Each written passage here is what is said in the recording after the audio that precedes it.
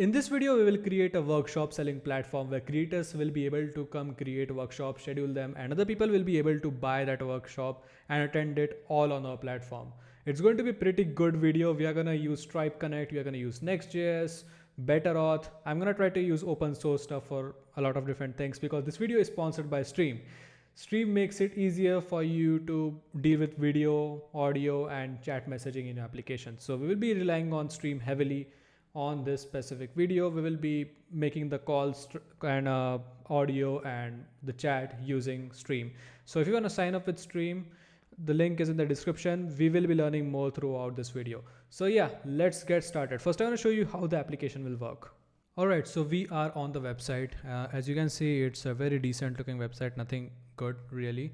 This is generated by cursor. We are not going to focus a lot on UI in this video. It's going to be just functionality. So let's go ahead and click on sign in. By the way, the authentication is powered by Better Auth, which is an open source library for authentication. My laptop is currently very slow because I'm working right now with recording the video at the same time, so it's taking a lot of time. Alright, so now let's click on sign in with Google, and now this should take us to our dashboard because I'm already signed in into this incognito window. Alright, now we are on the dashboard and you can see that there are already 3 workshops created here. But before we talk about more about workshop stuff, I want to quickly run you down about how the payment structure works. So this is powered by Stripe Connect. This account is already onboarded to Stripe Connect. So Stripe Connect is for platforms. Platforms can create an account on it, and creators who sign up on the platforms, Stripe can also create accounts for them. So those will be listed under your account, and your creators can directly receive money. So basically Stripe will handle onboarding them, getting their bank account details and stuff, and Stripe will automatically pass all the payments to the creator.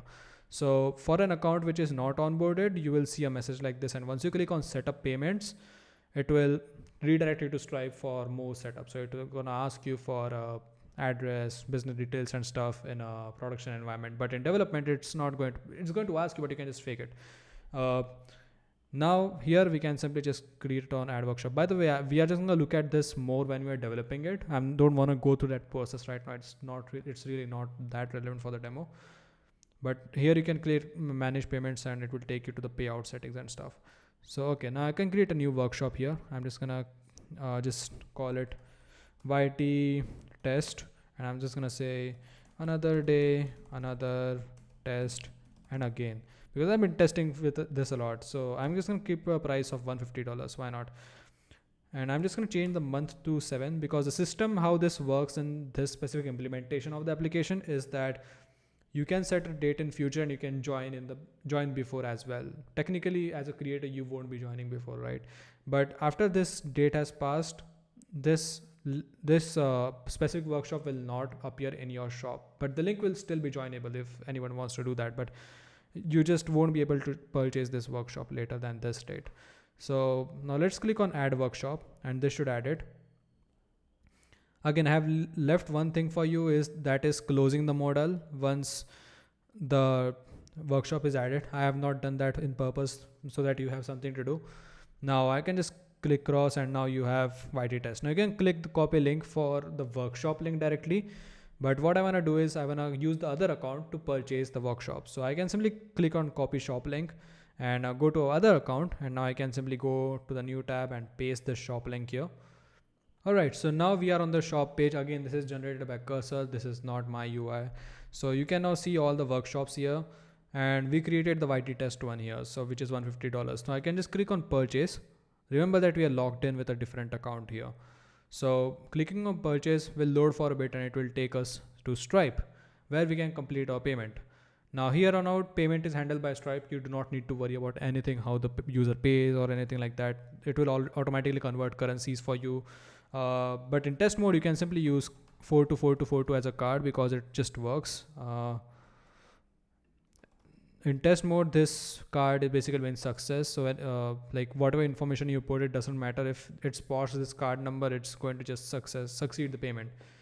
So once this is done, we will be redirected back to our application where we will be greeted that, hey, you have purchased this workshop. So let's wait for this. It's gonna probably take some time.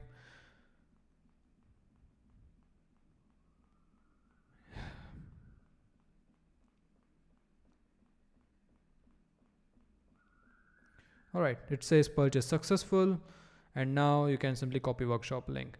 Remember that this is not usually this slow. My computer is acting up right now because I'm recording at the same time. But yeah, now we can simply go ahead and paste this here and join the workshop. 4 is the workshop ID. So let's wait. Alright, so now we are finally here. It says 2 members, 1 online. The other member is our account which actually created the workshop. As you can see, the webcam works. My other camera is somewhere there. So you can, that's the video camera, and this is my laptop webcam. So it works. Audio also works. I don't want it to echo, so I'm just gonna leave it, and I'm just gonna disable the video for now. And now I'm just gonna copy this link, or you can just go here and you can just copy the link from here, and you can simply open a new tab and paste this link here. And once we are in it, we can see the other account in the workshop, and we can interact with that person. And we can also use the chat, by the way. So yeah, let's wait for this. It says joining workshop. It says 2 members, 2 online, and we can see the other member. Alright, we will first start by creating a Next.js project. So I'm just gonna use bun. You can use pnpm, npm, yarn, whatever you want, but I like to use bun. So I'm just gonna use bunx create next app, and I'm just gonna say edushop yt. Just bear with me, I'm not using my regular keyboard at this time, so it's difficult to type. We are going to use TypeScript. ESLint is fine. Tailwind, yeah, sure, we need it. SRC, no. App router, yeah, definitely. And do you like to use turbo pack? Yes. Yeah, let's just keep it all to defaults, and now we will be done installing our Next.js application in just a few moments. Alright, so now let's go to edushop yt. And now here we can simply do cursor dot. This is the structure of our app. We have an app folder with basic stuff here. We need to get rid of everything here. We do not need anything, absolutely. We will be pasting our own UI here. So yeah, we can simply just leave this with a div. And now let's just save this. Let's go to our terminal. And now we can simply do bun run dev to run the dev server. Alright, so now if we go back to our page, now you can just see a create next app page with absolutely no contents, which is what we intended because we absolutely don't have anything here. So yeah, now we can get started with doing some stuff. First of all, what do we want to do? We want to actually configure shadcn UI. So let's do that right now. We can simply go to ui.shadcn.com, I guess.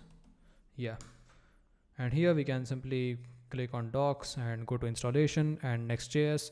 We are using bun. I'm pretty sure you just need to use one command to do all the installation stuff. So we're just gonna go to the terminal. We're gonna open a new tab, and we're just gonna paste this command here. Let's wait for this to complete. Perfect. We are just gonna use neutral. You can change that. You can use whatever you want to. Perfect. Now this is done, but there's one more thing we need to do is you can actually set up dark mode as well. So what I want to do is go to dark mode section here and click on Next.js. And first of all, we need to actually install Next themes packages. So let's do that right now. And while it's okay, it's already done. So now we need to create a theme provider. So I can simply just go ahead, copy this.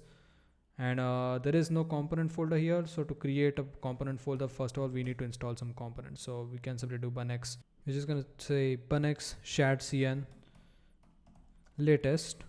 And we can simply just add components here. So for example, we need Sonar for sure. I know that, but let's just add a button for now. So it's a much more simpler component. So it will create the folders for us and everything.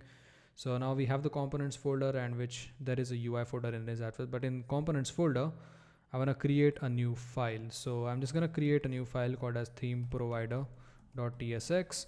And now here we can simply just go ahead and paste this here. Perfect. And now we just need to wrap our root layout with our theme provider. So I'm just going to go ahead, copy this. Let's go to our layout.tsx file. And here we are just going to paste this here, and we are going to import it from our components and not from Next themes. Just remember that.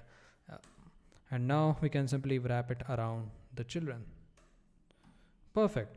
And then what do we need to do? We need to add the dark mode toggle, which we will not do because we are gonna copy some stuff from our original build, and because we are not going to focus a lot on the UI itself. So yeah, the shadcn part is done. Now let's focus on something else.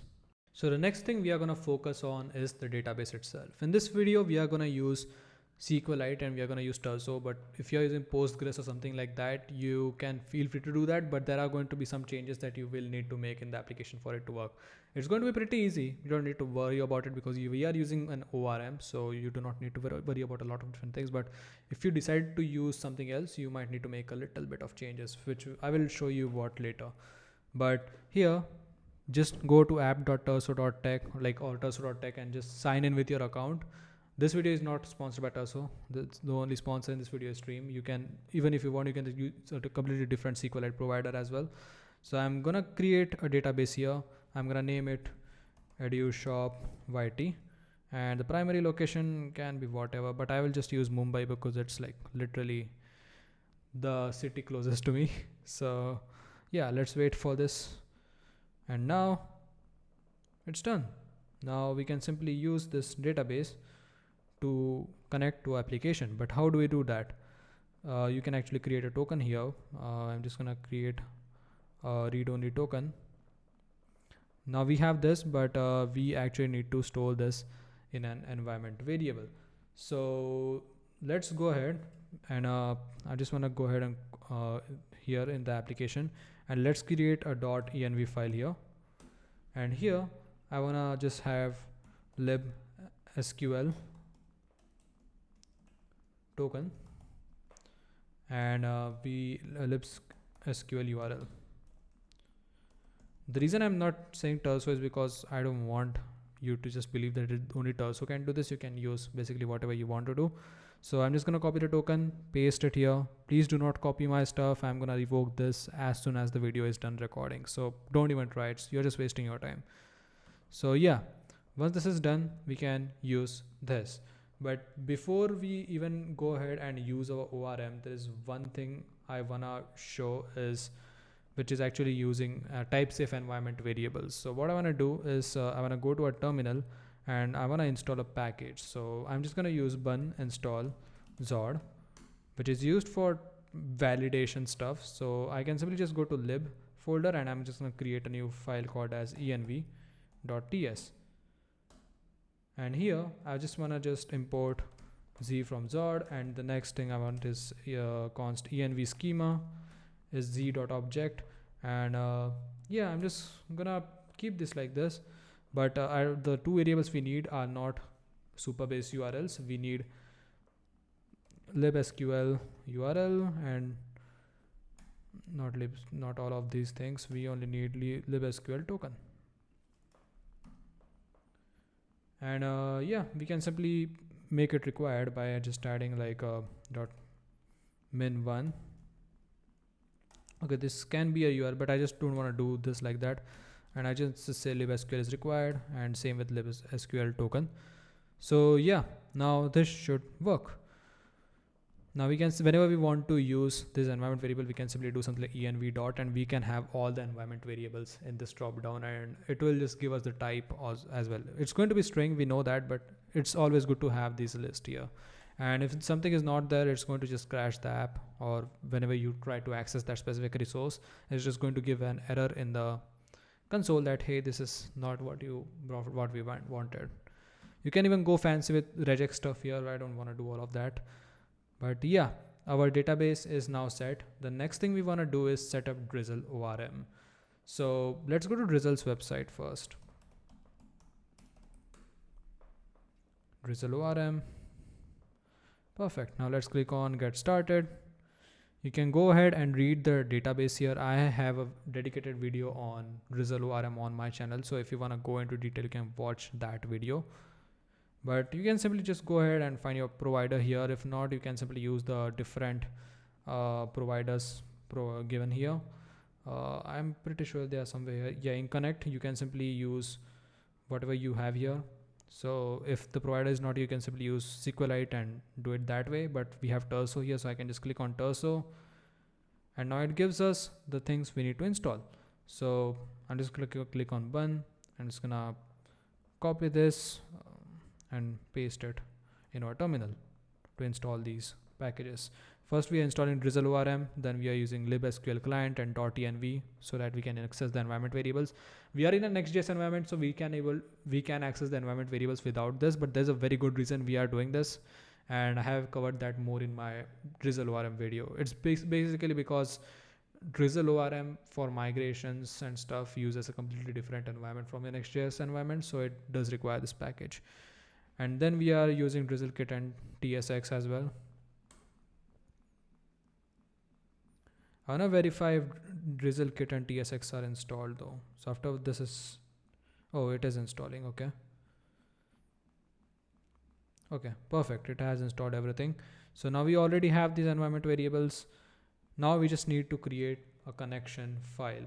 I already do have the connection stuff, so we can simply just go ahead and create a new folder here. I'm just gonna call it database. I cannot type today. And here I'm just gonna create a new file called as connection.ts. And now here we can simply do export const db is equal to drizzle, and we need to import the correct one. We are using libsql1, so we need to find it. Yeah, drizzle orm / libsql. And now here we can simply just pass in the connection stuff.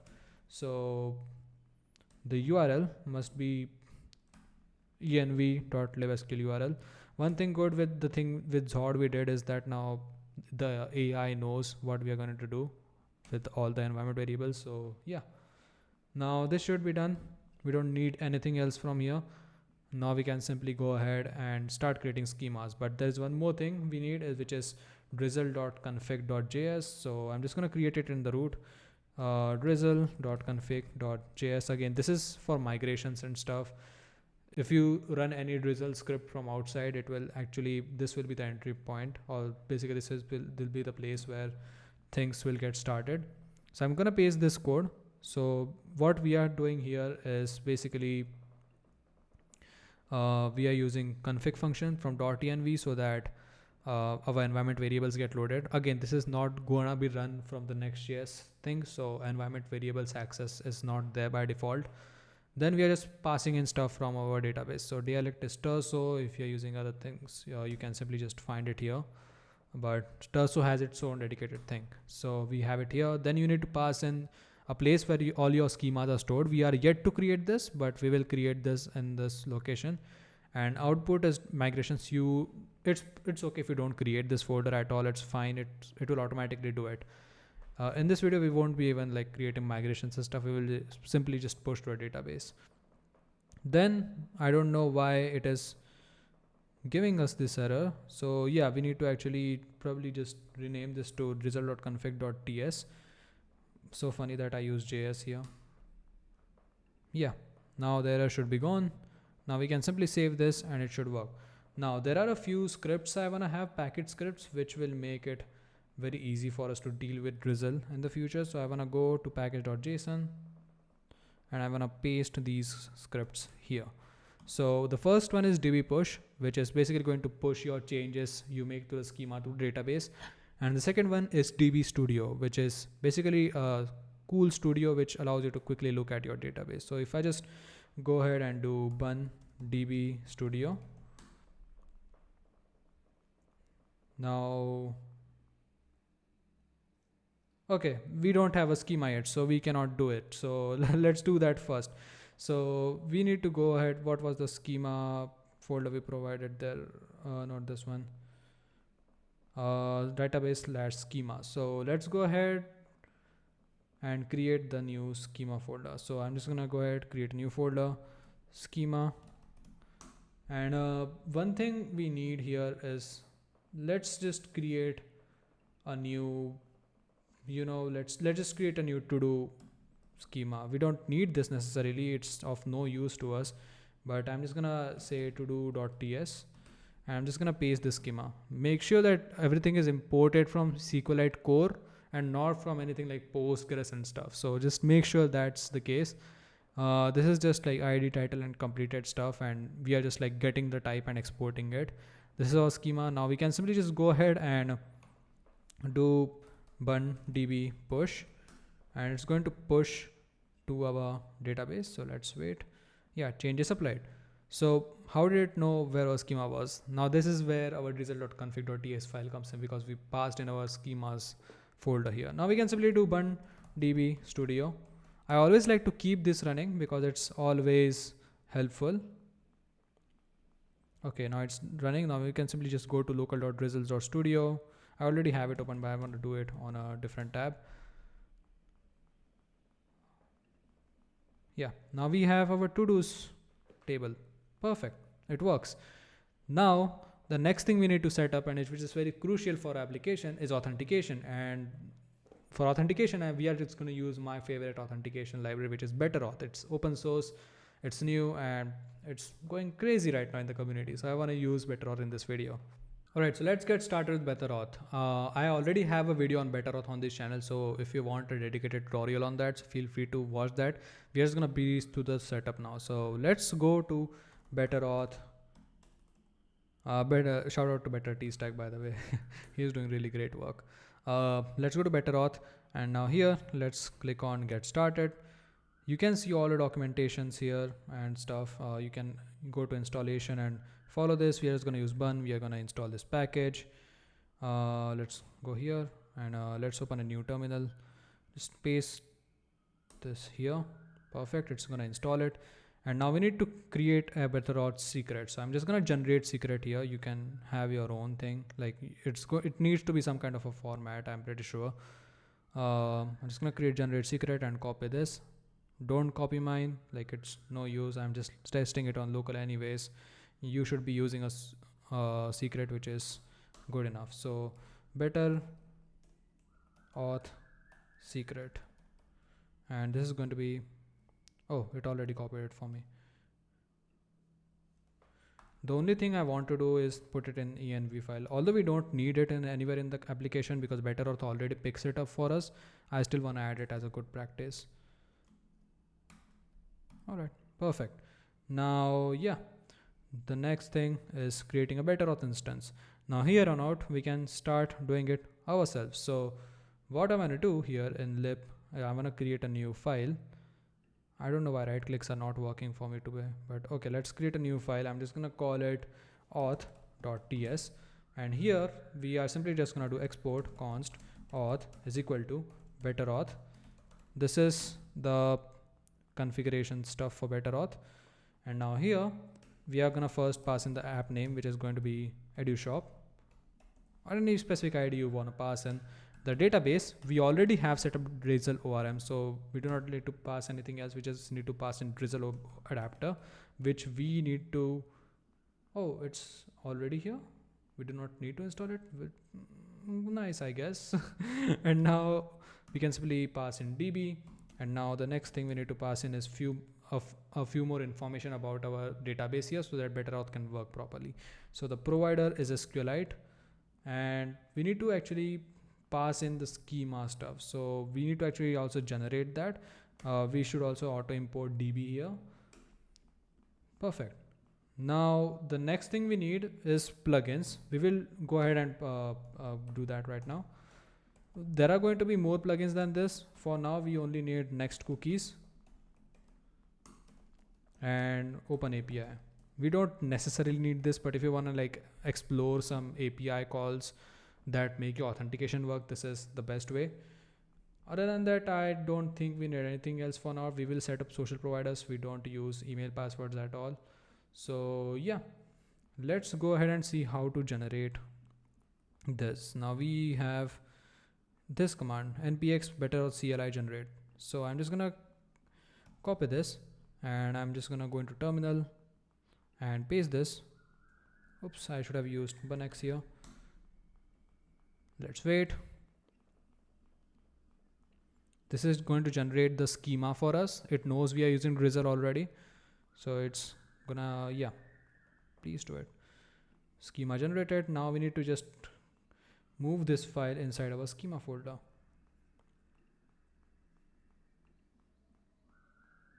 Perfect. Now we can simply just save this to make this look pretty. Everything looks looking fine. We just need to now go ahead and import all of these into the better auth config. So let's go ahead into our better auth configuration here, and we can simply just do like this. Now we just need to import all of these from that file like this. Perfect. And now we need to mention how are we going to authenticate the user, right? So we need to actually use the Google Cloud Console. So let's do that. All right, so we are on the Google Cloud Console. You need to have your project set up. I already have it, so I don't need to do it again. But now here we need to actually go to the APIs and services. We need to go to credentials tab.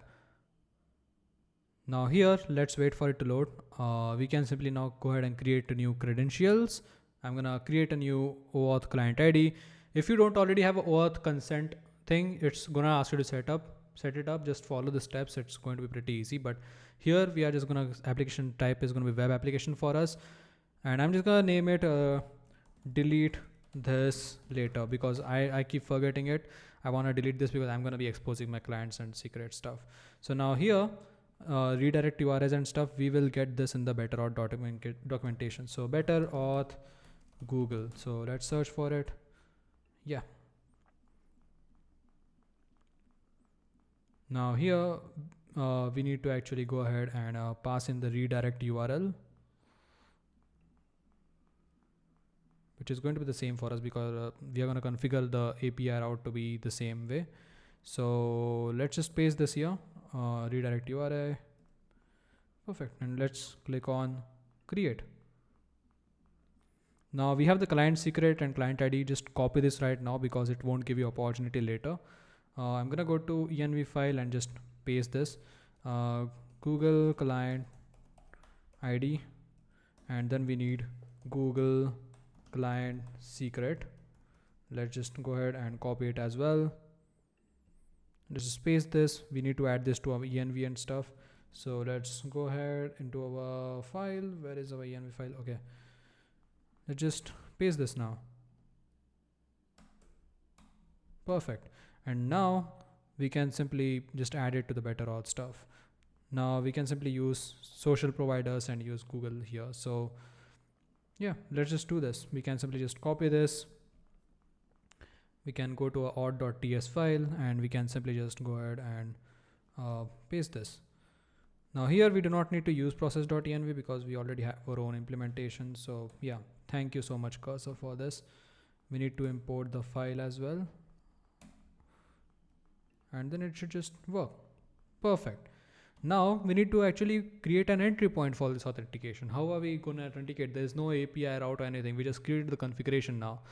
We not need to create an entry point so that the APIs and stuff can interface with the authentication instance. So how do we do that? First of all, in app, we are just going to create a new folder. I'm going to call it API because like these are going to be all of our API routes. And here we're going to create an auth folder. And inside auth folder, we want to create a catch-all route, which is basically going to be all named right here. It is from the documentation, by the way. I'm just using whatever they are using in the documentation. So we're just going to have a route.ts file here. And now here we are simply to export const get post, and we are simply just going to do to Next.js handler.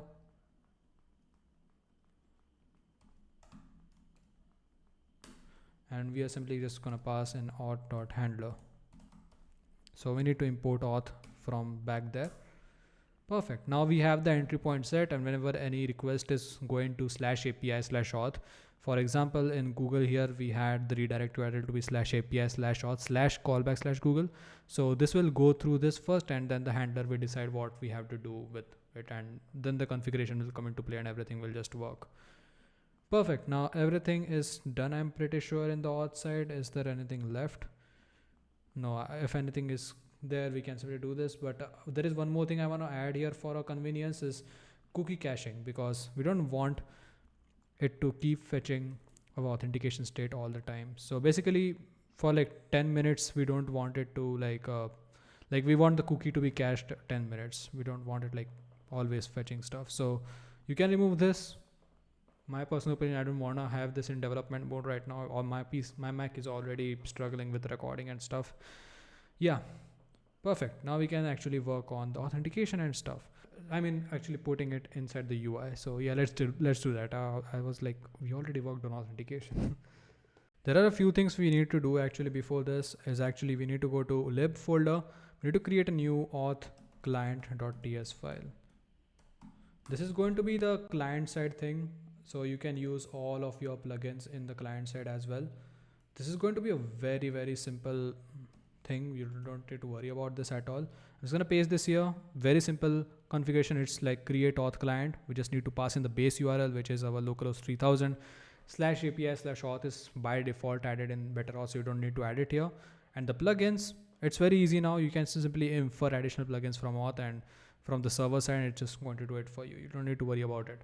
So whenever you add a new plugin in the server side, it's automatically going to be added to the client side, the relevant client plugin. So yeah, before you used to like have to put client plugins also differently. So pretty neat. Thank you, BetterAuth team. So yeah, after this we need to actually set up TRPC. Now TRPC documentation is a complete mess. I already have a video on TRPC Next.js. If you wanna watch that, already have a tutorial on that, but it's a complete mess and I do not like to work with it at all. I like what TRPC does, but it's just too much. So first of all, what I wanna do is create the server file and the entry point. First of all, I want to close a lot of different. We don't need components. We don't need database right now. We need lib one, but I want to create a new folder here. I'm going to call it server, and I'm going to create a new index.ts file. Now here we are going to go ahead and have all our server logic here. So how are we going to do this? First of all, it's very easy. We are just going to do export const app router. We need to actually install a lot of TRPC stuff before. I just keep forgetting that we need to install dependencies. All right, so these are the packages that we need to install. First one is going to be tanstack react query.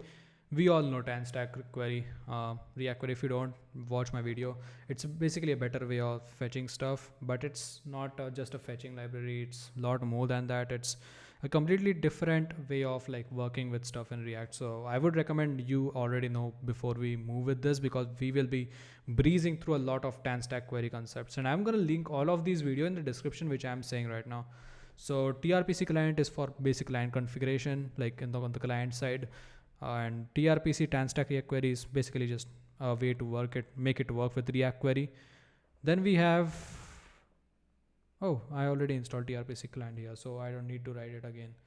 But then we have TRPC server, which is basically the one which we are going to use in the file to create a server and have all the procedures there and all the server side logic there. So we're just going to install it. Yeah, perfect. And now we can simply work on it. Now we can simply just go ahead and say export to const app router is equal to router. And we can simply get it from, yeah, to make this work, we need to actually go ahead and configure everything else. So first of all, we need to go to the lib folder, and we're going to create a new folder for TRPC and put everything here, because there's a lot of different things here. First of all, I want the server.ts file. So I'm just going to go ahead and create a new file called as server.ts. And here we can simply just paste something in here. Perfect. The thing here is that now the reason like I'm copying this code right now is because I copied it from the TRPC documentation. It's like complete mess. I don't want to deal with it. So that's why I just copy it from the documentation. And now here we need to actually create few more files. So basically what is happening in this file is creating a query client, which actually goes ahead and calls your server. So what happens is, like in Next.js, you have the client and server lines are very blurred. You can have a React server component which can call your TRPC server. So both of them are in server environment. So you don't want your server to make an API request to your own server, right? So in that case, you are going to have TRPC options proxy. And if you already have a query client stuff, it's going to use that. So it's intelligently like handling all of that stuff. So that's why we have all these files. I won't worry a lot about these stuff. Like once you have it configured, it's relatively much easier to deal with. So yeah, now we are going to have an index.ts file where we are going to initiate TRPC, which will be used in our server file, which we used before. So the router will be exported here.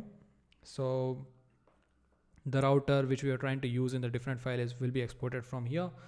We need two more files, which is like a query client file, which is again can be used for fetching on both the client and server, which is a 10 stack thing, by the way. So yeah, I'm just gonna paste this code here. So in 10 stack, you need to have a query client with configurations. So like stale time and stuff, at what point your data will be stale. So basically after waiting for 30 seconds, it will automatically refresh the data if there is no new changes. So that's pretty cool. You don't need to worry about a lot of different data fetching techniques, and React Query makes it very easy for you. Again, I copied this from TRPC documentation, so you should never go wrong with this. And I'm being very transparent about what I copied and what I didn't, because I don't want you to just worry about things that you should not be worried about. But at the same time, I want you to learn how things work. So that's why I'm also explaining you along the way what each file is doing. So yeah, I also have a client.tsx file, which will be wrapping our layout. So yeah, now it's giving us red squigglies because we actually need to make the server thing work here. We need to actually create a router, our main router. But yeah, here, this is basically a React file, React client component file, which is basically getting the TRPC URL stuff and just trying to do stuff with it. And yeah, then we are just wrapping our application with the query client provider. Basically, it's a mix of 10 stack query and TRPC. We are basically making it so that it works together very well on the client side. So we are just wrapping our entire application into this query provider and TRPC provider so that we can interact with our TRPC backend using React Query. So yeah, I should not call it React Query though, right? Okay. Yeah, what's wrong here? Yeah, it should work. Perfect. Now let's go to our server here. Now we can simply just import the router. And now simply we can go ahead and start creating stuff here. So this is going to have all of our backend logic. So for now, I can simply just do something like get user, and I'm simply do public procedure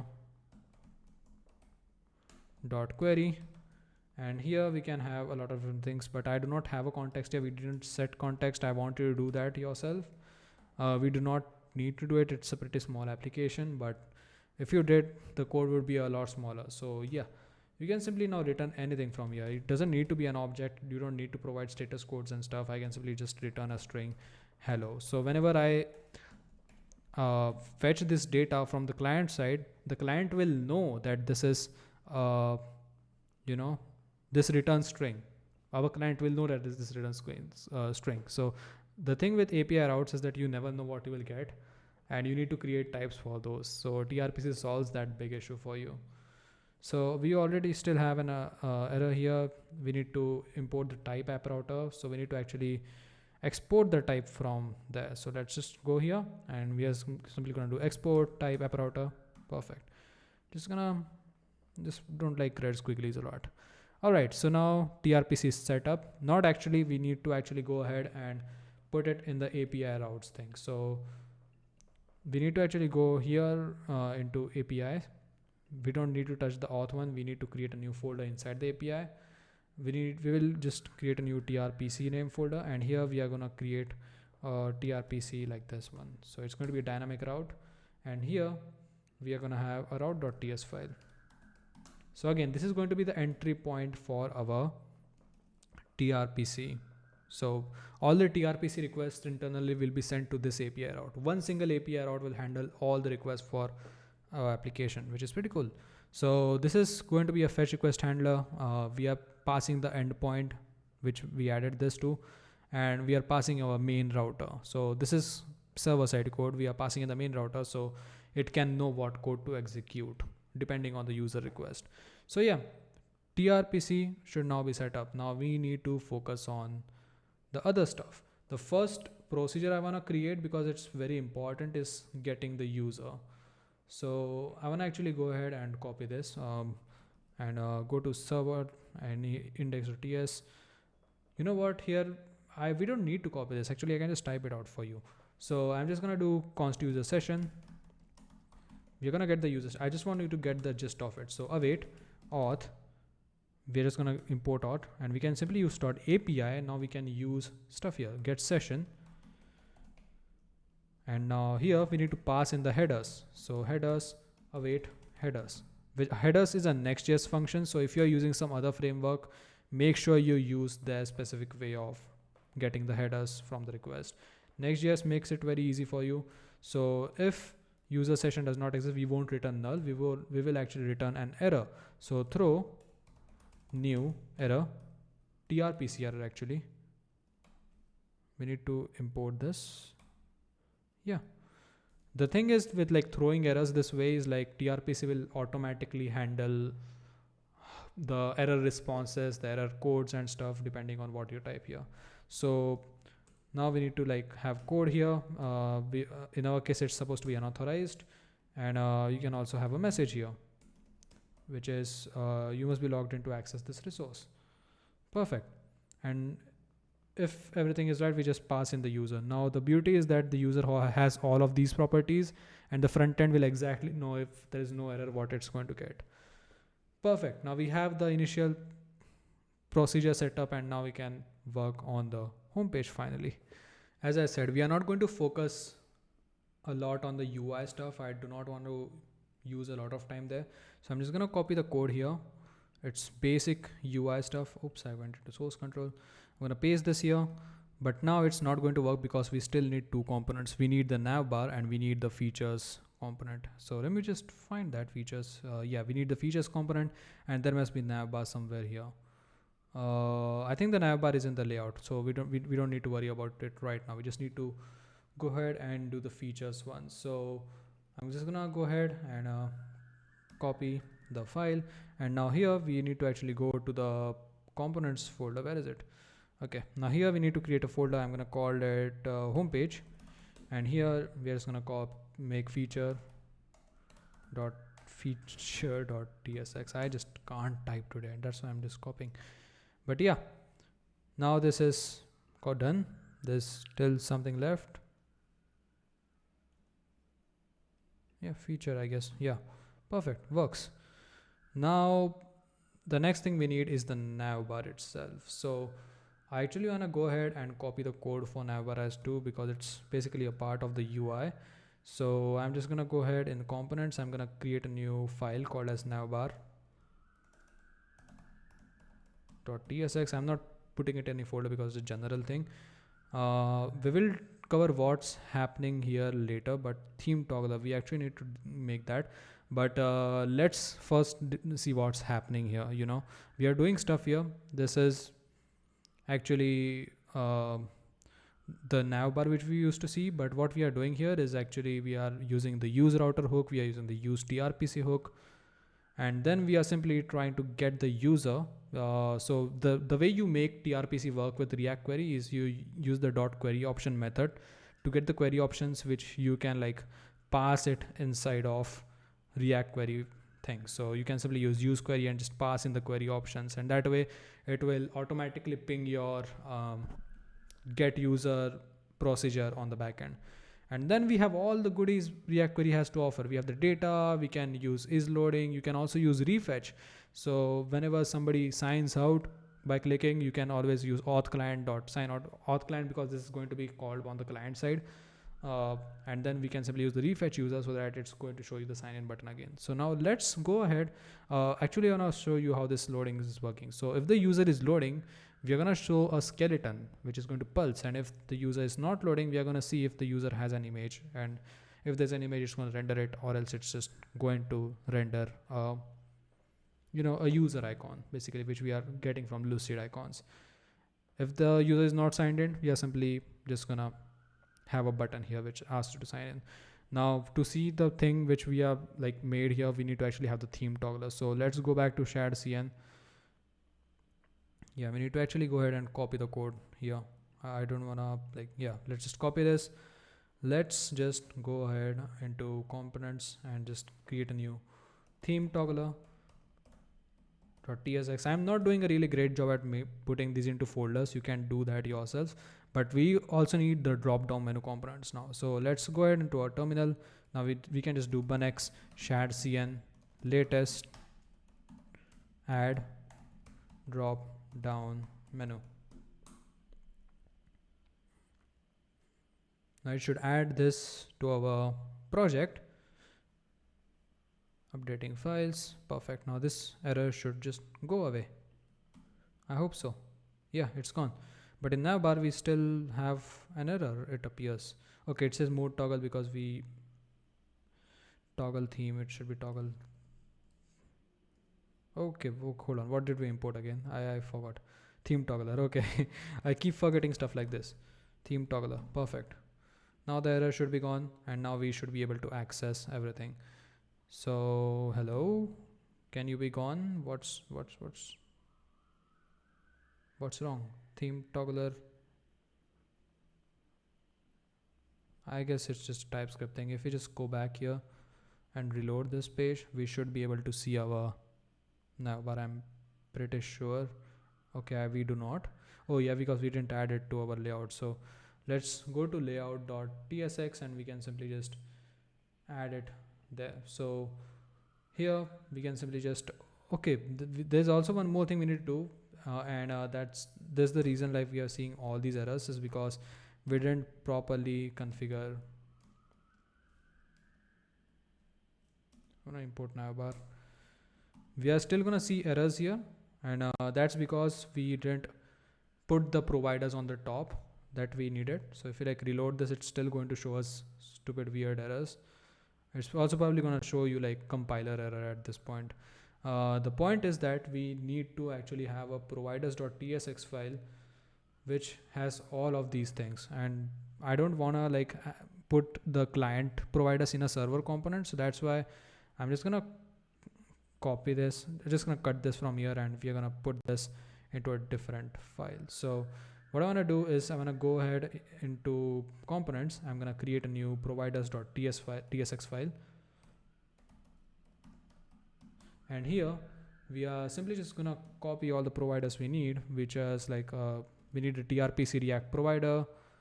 We need the theme provider, and TRPC React provider, I'm pretty sure it's from the client. Yeah, which is from here, which already wraps two different providers, so we do not need to worry about that territory as well. The only thing we need here is like importing installing Sonar. So let's do that. Let's go here. We need the Sonar one, so let's go bunx shadcn latest add Sonar. So Sonar is basically a version of Toast which is much more beautiful. So all the alerts you see on your websites is going to be Sonar. So I hope this works now. We also need to actually go ahead and layout and pass this in. Yeah, we need to actually import these as well. Let's just save this. Let's just go back. It's still loading. How are you saying that it's still loading after all this time, please? Alright, the page is loaded and now we have a home page. And now if we just reload this page, you can see that this is an loading thing which is pulsing, and now we see sign in because we are not authenticated. Now we need a sign in page, because if we click on that, we are just going to go to a 404 page. So what I'm going to do is, like, if we just click on this, we are just going to like get redirected to a page that does not even exist. And it's taking time to compile that, which is pretty wild. So now we're actually going to go and need to create that auth route, which is going to be pretty easy to do. So what I'm going to do is I'm going to go ahead, copy this code, and it's pretty much completely UI. And now here we are going to go to, I'm going to close these API stuff. I don't need it for now. And now here we are just going to go ahead and create a new auth folder. And here we're just going to have a new page.tsx file. And I'm just going to paste this. So this is just going to be a basic UI. Now we need the sign in component. So sign in component, we going to make it, which will have everything that's related to sign in stuff. So yeah, I'm just going to also go ahead and copy that. This is also basically generated by cursor, so you don't need to worry about the UI stuff. I will explain you how the other things work. So I'm just gonna go ahead inside components and create a signin.tsx file. I'm gonna paste this here. Now here it's pretty simple. We are importing stuff. We actually also need to install card from shadcn, so let's do that.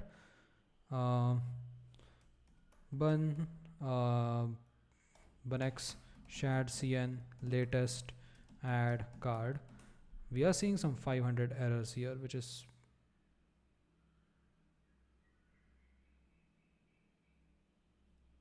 okay. I think that should work, I guess. But okay, so what we are doing here is we are just importing the auth client. So this is a client component. Make sure that you never import your better auth config inside this. So like never import a better auth config inside a client component. Like it's meant to be server thing. For anything client related, like client login, client logout, everything related to that, you can use this. So yeah. And here what we need to do is, like, whenever the person clicks on the sign in with Google button, we are using auth client.signin.social, and we already have the provider setup. So now if we we do this, we have like all of these, so we can simply choose Google. Since we already have the credential setup, we don't need to have this here. Now we can simply have a callback URL for us. It's the dashboard, and we will just set the loading stuff here. So yeah, it's pretty easy. You can simply remove this as well. It does not matter since it's already going to redirect. But now if we just go ahead and click on sign in with Google, let's wait. It's going to take us to our sign in page. Let's wait for it. Takes a time to compile. Or did we face an issue here? What's happening? Is something wrong? No such table verification. Right. We didn't actually push anything to a database. Like we have all the schema, but we never pushed it. So let's do this. Bun db push. Service was stopped. Why?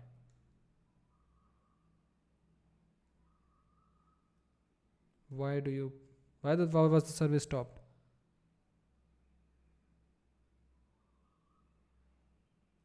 What?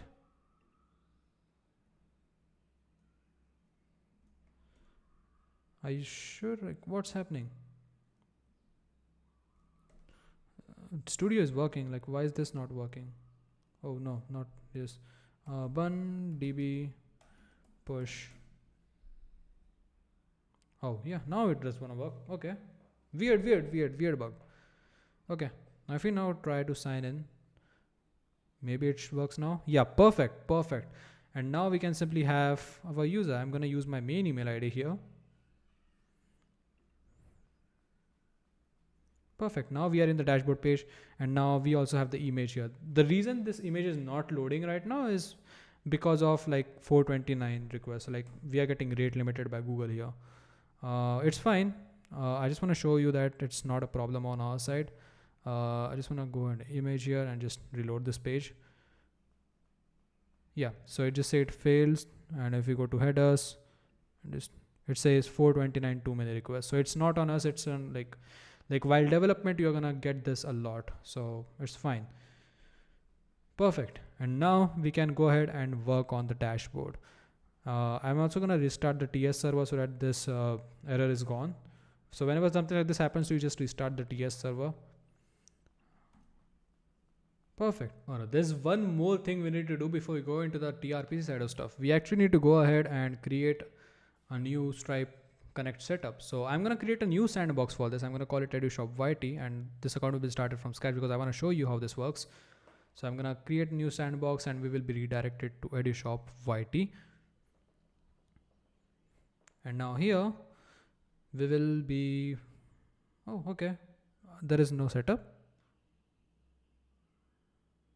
Okay. We will need the secret key. So let's just get it right away. I'm just going to copy the secret key. And let's just go ahead into our code. Let's go to the env file. I'm gonna have the Stripe secret key here. We don't need the publishable key. because Stripe, we are going to interface with Stripe only in the backend. Again, don't use my keys. I'm going to revoke these anyways. So yeah, please. Okay, so the next thing we need to do is, okay, we actually also need to go ahead and put it in the env. You see how I'm recording this video? I don't have anything planned. I only have the code and I'm just like balling it right now, like which is bad, but like I also want to have this kind of like, hey, maybe this something went wrong and I want to fix it with you. So yeah, now here let's go to more and we want to find Stripe Connect. Now here, power your platform with Connect. It tells you how it works. So yeah, let's click on get started. Onboard and manage users, process payments and global payouts and stuff. Get your personalized setup guide.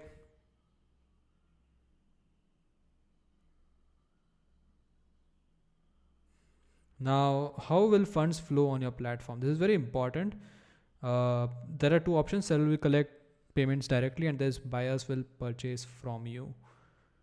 In our case, I prefer to do it seller will collect payments directly because somebody is selling workshops on your platform. Of course, you can take the application, like you can take fees from that. It's in both cases, it does not matter. But I want the creator to have risk of all the Stripe stuff. I don't want to bear the risk of it. So I would rather have them create an account with Stripe under EduShop. So yeah, I would have this, like, I'm not a legal person. Don't hold me for this. I would suggest going through some lawyer or something like that. This video is just like explaining how the tech works. I don't really want to get into that trouble. So yeah, here we are just gonna like try to find some education stuff. Maybe that's what workshops are. So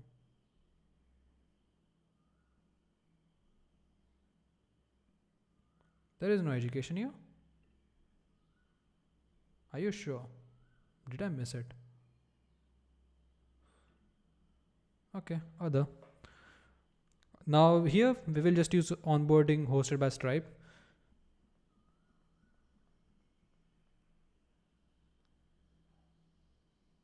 And we can just go continue. I was just reading this. Now sellers need a place to manage the payments.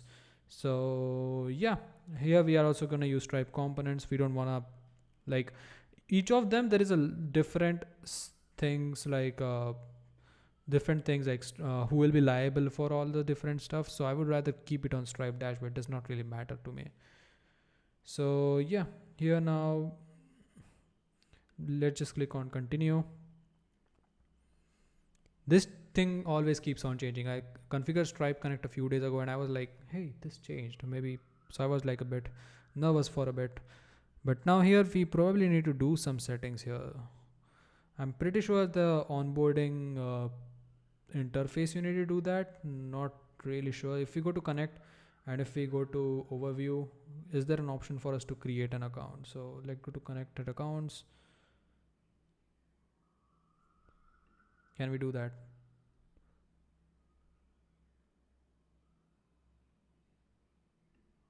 Okay, I only want like a express account for this. Like in standard account it will be a full-blown Stripe account, and if express account it's going to be a very minimal account. You don't like it's pretty much like you can like consult Stripe for this. Yeah, negative balances you will be liable for it. Express account means that, but like each one of them have different kinds of limitations, you know. You like the onboarding process and everything, like you can decide. Every country has different things. Like India, standard does not work. I have no idea why, or maybe it has something to do with like something else. But like if you're in US, basically everything should work.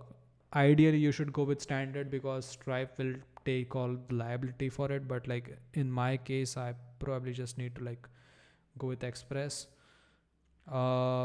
Yeah, that's the reason I try to do that. Like it's fine, whatever you choose, your application will not change even a bit. So yeah, perfect. Now the account is created, so we understand this is working. The next thing, I'm pretty sure in API it's going to give us some kind of a problem, but yeah.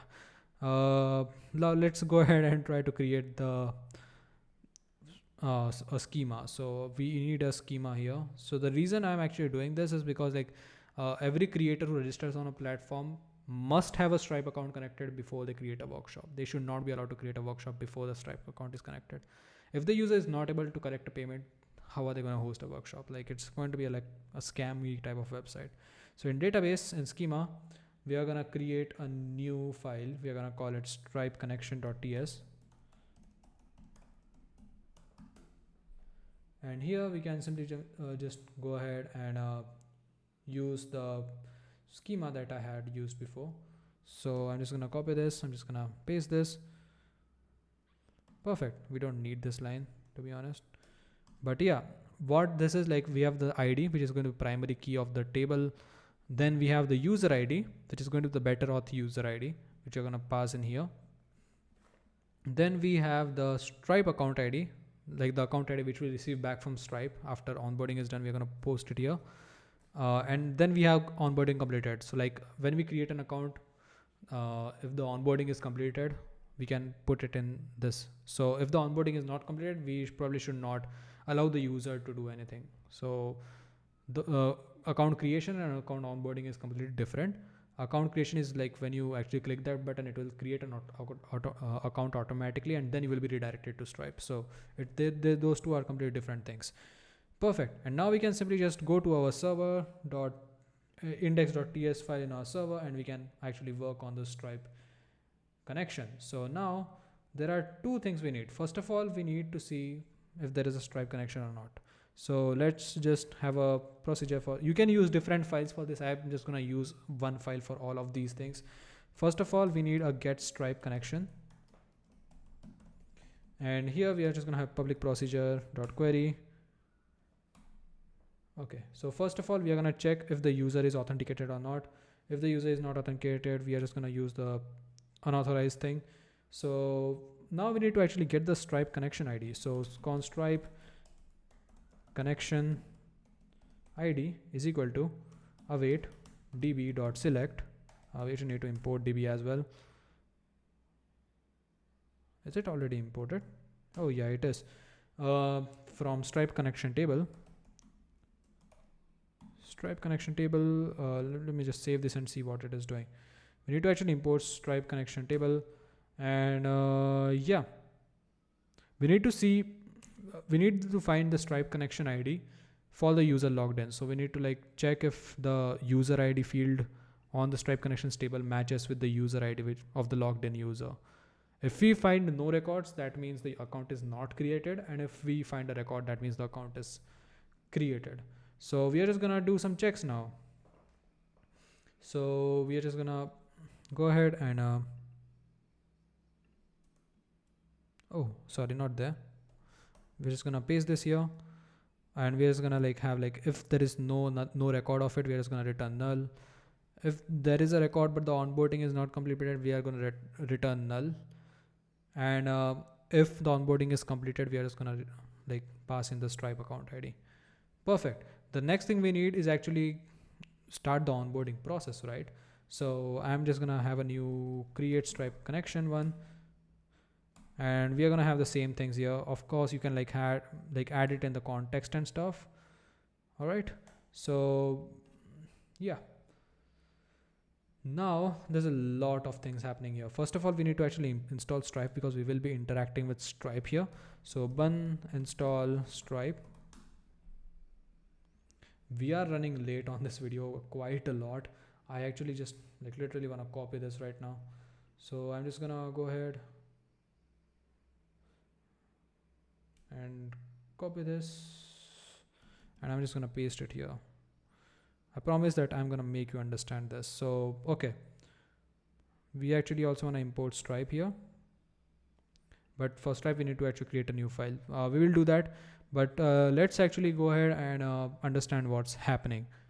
First of all, we are like checking the authentication stuff.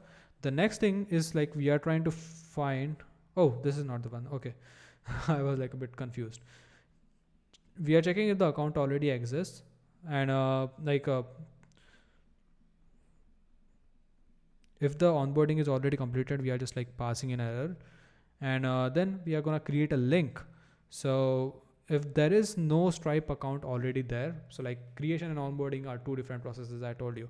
If there is no account existing with us in our records, we are going to create a new account by using stripe.accounts.create. We're just passing the type express, we're passing the user email. There are two capabilities we need. One is transfer, so that the payouts can be done by the user. The other one is card payment. This is very, very important. I spent 2 hours on this because it didn't want to work. So if you don't have card payments here, your users won't be able to collect payments. So basically the Stripe payment flow which we saw in the demo was not our platforms. It was for the users. So the user were directly getting the money. It's only that we were getting the platform fee ourselves. So we need to have this capability so that Stripe can make sure that the user is KYC done and everything, so that they can be eligible for receiving card payments. So yeah, then we just like go ahead and create a link.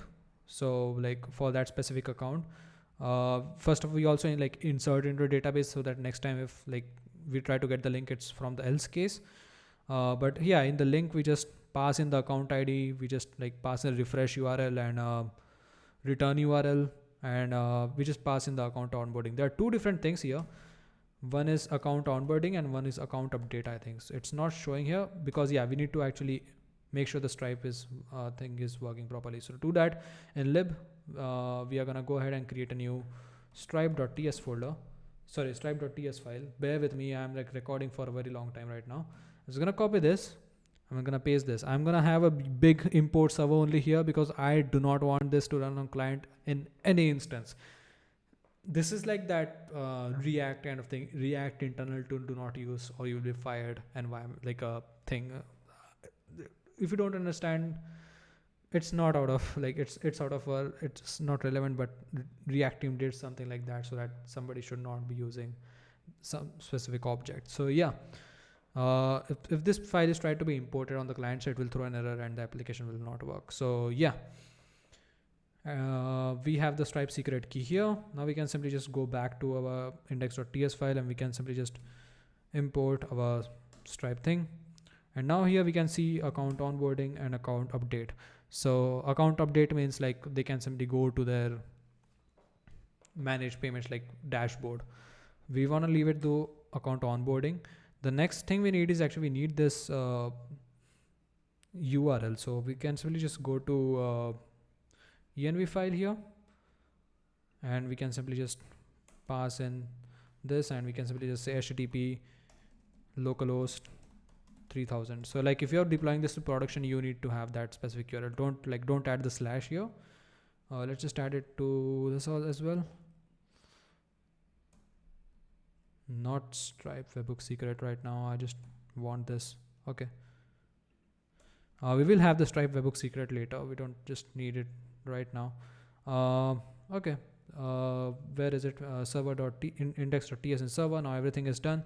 So if an account already exists, but the onboarding is not done, we can simply just create a link without like trying to do anything else. We don't need to create an account. We just generate a link for that specific account. And then we get the Stripe account link using the link.url and we just pass the link here so that we can like redirect the user somewhere. So yeah, that's how this works. There are a couple more routes, like procedures we need to make this even better. The first one, like we can actually work on the entire backend right now. Like to be honest, like because all the backend functionality we need is in one page itself. So yeah, let's just do this right now. Okay, before we proceed to the next few procedures, we need to actually create more schemas. So in schema, we are just going to create a new workshop.ts, which will contain all the workshop related stuff. So we are talking something like this. We are going to have an ID, which is going to be primary key. Then we are going to have the workshop name, the description, the price. Price is going to be the integer. Make sure that, and there's going to be a time, which is also going to be an integer. You can also keep it at text if you want to. It can be integer, it can be text, whatever. Created at and created by are two different references basically. So created by is basically a text property, which is going to be an ID of the person who created the workshop. And the reference is going to be like user.id. So the user is basically the schema here. So if you go back to auth schema, you can see the user schema and you can just have the ID here. So we have the reference made here, so that like if we want, we can expand on the user right then and there, we can see what the user is all about. Same is the like it's no, not same, but the created at is basically just SQL current timestamp, and we just pass in the mode timestamp because like SQLite does not like so that like no matter what database you are trying to use, Drizzle ORM knows as a timestamp. So yeah, the next thing we need is a Stripe product ID. Like when we are creating the workshop, we will also be creating a Stripe product specifically for that workshop under the Stripe account of our creator. So that's why we need to save the Stripe product ID, so that whenever somebody purchases the workshop, we can simply pass in the product ID and stuff, and it will just do its thing. The next schema we need is actually the purchase schema. So let's go ahead and create that purchase.ts, and this is going to be more in sync with what we did before. So let's just paste this here, and now here we are going to have an ID, a user ID with using the same references we used to have before, workshop ID, which is going to workshops table and just getting the ID here and just referencing it. Then we are going to have a purchase successful, which is going to be Boolean. We are going to rely on webhooks and a specific check route, which is going to check if the payment is successful or not. And if it's successful, we are going to make this true. And this will be the main determiner if the user can join a workshop or not. Then we are going to have a Stripe checkout ID. So the specific checkout ID, whenever you click the purchase, a checkout is generated, and we need the ID of that specific checkout ID so that we can reference it later. Then we have a created ad, so that we can have a better records. These are all the schemas we need. To be honest, we don't have any more. We can simply just start with like doing stuff now. If we go to index.ts here, we can now simply have other stuff here. Now the next thing is like I want a way to get a link to manage our Stripe account. So I'm just finding that one, and I'm just gonna get it. And yeah, I'm just gonna make sure that we have enough spacing so we can determine, you know what, I'm gonna leave a okay, imported whatever you want to import. I just want to leave some comments here. First of all, this is going to be get Stripe connection. This is going to be get user, so that we know there's a separation everywhere. Like right now this code is completely messed up. You can simply just go ahead and make sure these are different files. Yeah, perfect. So in this get Stripe login link, we are simply just first of all checking if the user is logged in or not. Then we are gonna check the Stripe connections table. We are gonna see if first of all if there is a connection exists or not. If not, then there's like no way you're gonna get a link to update your onboarding if you're not already onboarded. So yeah, and the reason we are not checking if the onboarding is done or not here is because like we are already passing it here. So like we are saying that if like give me all the records where the user ID matches with the current logged in user ID and the onboarding completed is true. So if there is a record and if the onboarding completed is false, we won't get that record here. So this will be like null, and we will either way will be here in the bad request. Then we are just creating a login link using stripe.account.create login link, and we are just like passing in the Stripe account ID, and we have the URL. The next thing we need is related to workshops. So the next is like getting the workshops. So I'm just gonna go ahead and copy this. We are running very late with this video. Get workshops. So the thing here we are doing is like we need to actually import this stuff. Very simple stuff. Like if you are familiar with programming, I'm pretty sure you understand what's happening by now. Like these lines we have covered so many times. Basically checking if the user is logged in or not, and then we are just like getting the workshops like created by that specific user, by the logged in user. So yeah, like this is going to be used in the admin dashboard for that specific creator. So like to get all the workshops created by the user, and like we are just filtering it by the time. We want all the like future stuff. So like you can remove this if you want to like keep a record to the admin thing. That's something I want you to do. You could do it. But what this currently does is like getting all the workshops which have like which are valid, which are not already like done. So yeah, yeah, this is how you get your own workshops. Then we need a way to create workshop, and now this is going to be a very big one. Before we do this, we need to actually set up stream.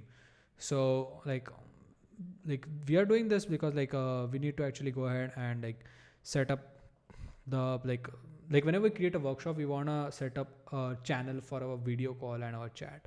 So let's go ahead and set up stream. All right, go to the link in the description and you should be on a similar page. It says create your maker account. Maker account details. If your company has 5 or less team members, less than 10k in monthly revenue, and have taken less than 100k in funding, stream is free, gratis, complimentary. Get started with maker account today. Availability is limited. So yeah, you get a lot of different things here, and there are hard limits, no surprise build, so you don't need to add anything here. Like cards and stuff, you don't need to add it. And yeah, the free tier is very generous. So chat startup plan is modified to have 2000 monthly active user, 100 concurrent corrections a month. Yeah, so perfect. Now we can just go ahead and continue. I'm just going to use sign in with Google. I'm going to use the other account now because I have already done it with the previous account. I want to show you the experience of doing it with the new account. Perfect. Now, yeah, we can just have it something here. I can just go with engineering, education, I guess. I have less than 50,000 subscribers. Okay. I don't know. Web, yeah, React. I'm a React guy. We need video and audio chat messaging. Like it doesn't matter what you pick here. I'm pretty sure it's just for their analytics. I just need both of those, so that's why I just did that. Create an organization. I'm just gonna put in my name, put in the email address. We had it there. And I guess I'm just gonna put in my portfolio website here. Organization created. Perfect. So now we can simply just go ahead and into the production app thing. All right, so you can simply just go into app access keys here. So here you can simply just add a key, and now the key should be created. You have key and the secret, which you can just copy. So I can simply just go to my env file and just copy these. So here we only need the secret key. So I'm just gonna copy the secret key, and I'm gonna go to the env file, and I'm just gonna say stream secret key. So yeah, stream secret key, and I'm just gonna paste this here, and I'm also gonna have to copy this and put it inside the env.ts file which we created before. And yeah, perfect. And now we can simply use this to make things work. Now let's go ahead and make sure that everything else is fine. So I'm just gonna go back to our app, and now let's go ahead to the server in index.ts file. I'm pretty sure it should just work. If nothing just comes up, we probably will get some errors and we'll just fix it along the way. But what we want to do is now we want to create the create workshop procedure. So I'm just going to go ahead and copy this. This is going to be a big one. So we are going to break it down into little parts while explaining it. So I'm just going to go ahead and I'm just going to say, make a comment. I'm just going to say create workshop, and I'm just going to paste this here. So what's happening here exactly? So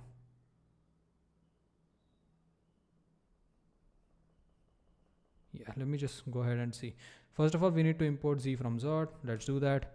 And now this is going to be a mutation. This is not going to be a query procedure, right? So mutation means that you can get data from the users, like from the client side, and this is basically a post request at this point. So we are getting the name, description, price, and time.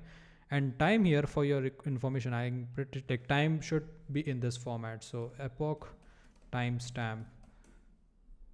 So if you go to epoch converter, so you see that Unix timestamp, this changes every single second. We need this timestamp because This is universal. This is not any this is not dependent on the time zone at all. So if we keep this in a database, we can just convert it into different timestamps according to like the user's location.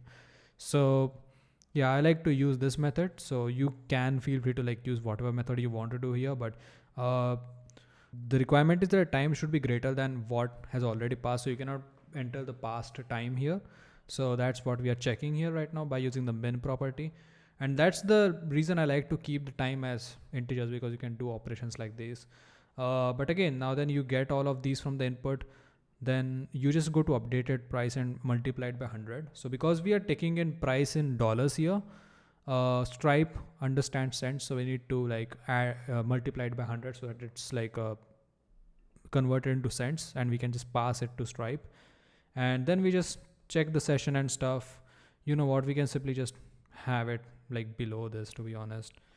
And yeah, then we are just gonna see if the Stripe connection exists or not. If the Stripe connection does not exist, we just throw that there's a bad request error. We also check if the onboarding completed or not. Very important thing. You can do something like calling the different procedures from inside, but I tried doing that, but it's going to have completely weird circular dependency issue. So if you feel free, if you have a lot of like ambition to try to improve this project, you can feel free and go ahead and do that. But if if there is no Stripe account linked, or if the onboarding is not completed, we will just throw a bad requester, which is an error 400. And then we are going to create a Stripe product first of all. So we are going to create the Stripe product, and this second object is very, very important. This, you need to pass the second object, and hear me out why. Because we are passing the Stripe account parameter. It says an account ID on whose behalf you want to make a you wish to make a request. So the workshop is not our product. The workshop is the creator's product, right? So does it make sense to create the workshop in our platform, or does it make in perspective of Stripe, does it make sense for the product to be created on our side or the creator's side? On the creator side, right? So we are just passing a Stripe account here, so that like if we didn't pass this here, this product will be created on our Stripe account, which we don't want. So we don't want to take any liability of any kind. So we are just like passing in the name, description of the product, and in the metadata we are just like passing in the type and the time. You can just omit it, like it's not really necessary if you don't want to use this. I like to keep it so that like whenever somebody is managing the Stripe dashboard, they can exactly see what's it all, what it's all about. Yeah, you can also pass in the workshop ID. So yeah, here you can create a Stripe price. So Stripe price and Stripe product are two completely different things. Stripe product is a product, whereas Stripe price is attached to a Stripe product. So you can give it a price. So a product can have multiple different price. So imagine if you have a discount or something like that, you can have a discounted price and you can use that price for checkout. So here we are just simply creating a price with that our price which we got from the front end side, and we are just passing the product ID. And again, we are just using the Stripe account which the user is logged in from. Then we are simply just hold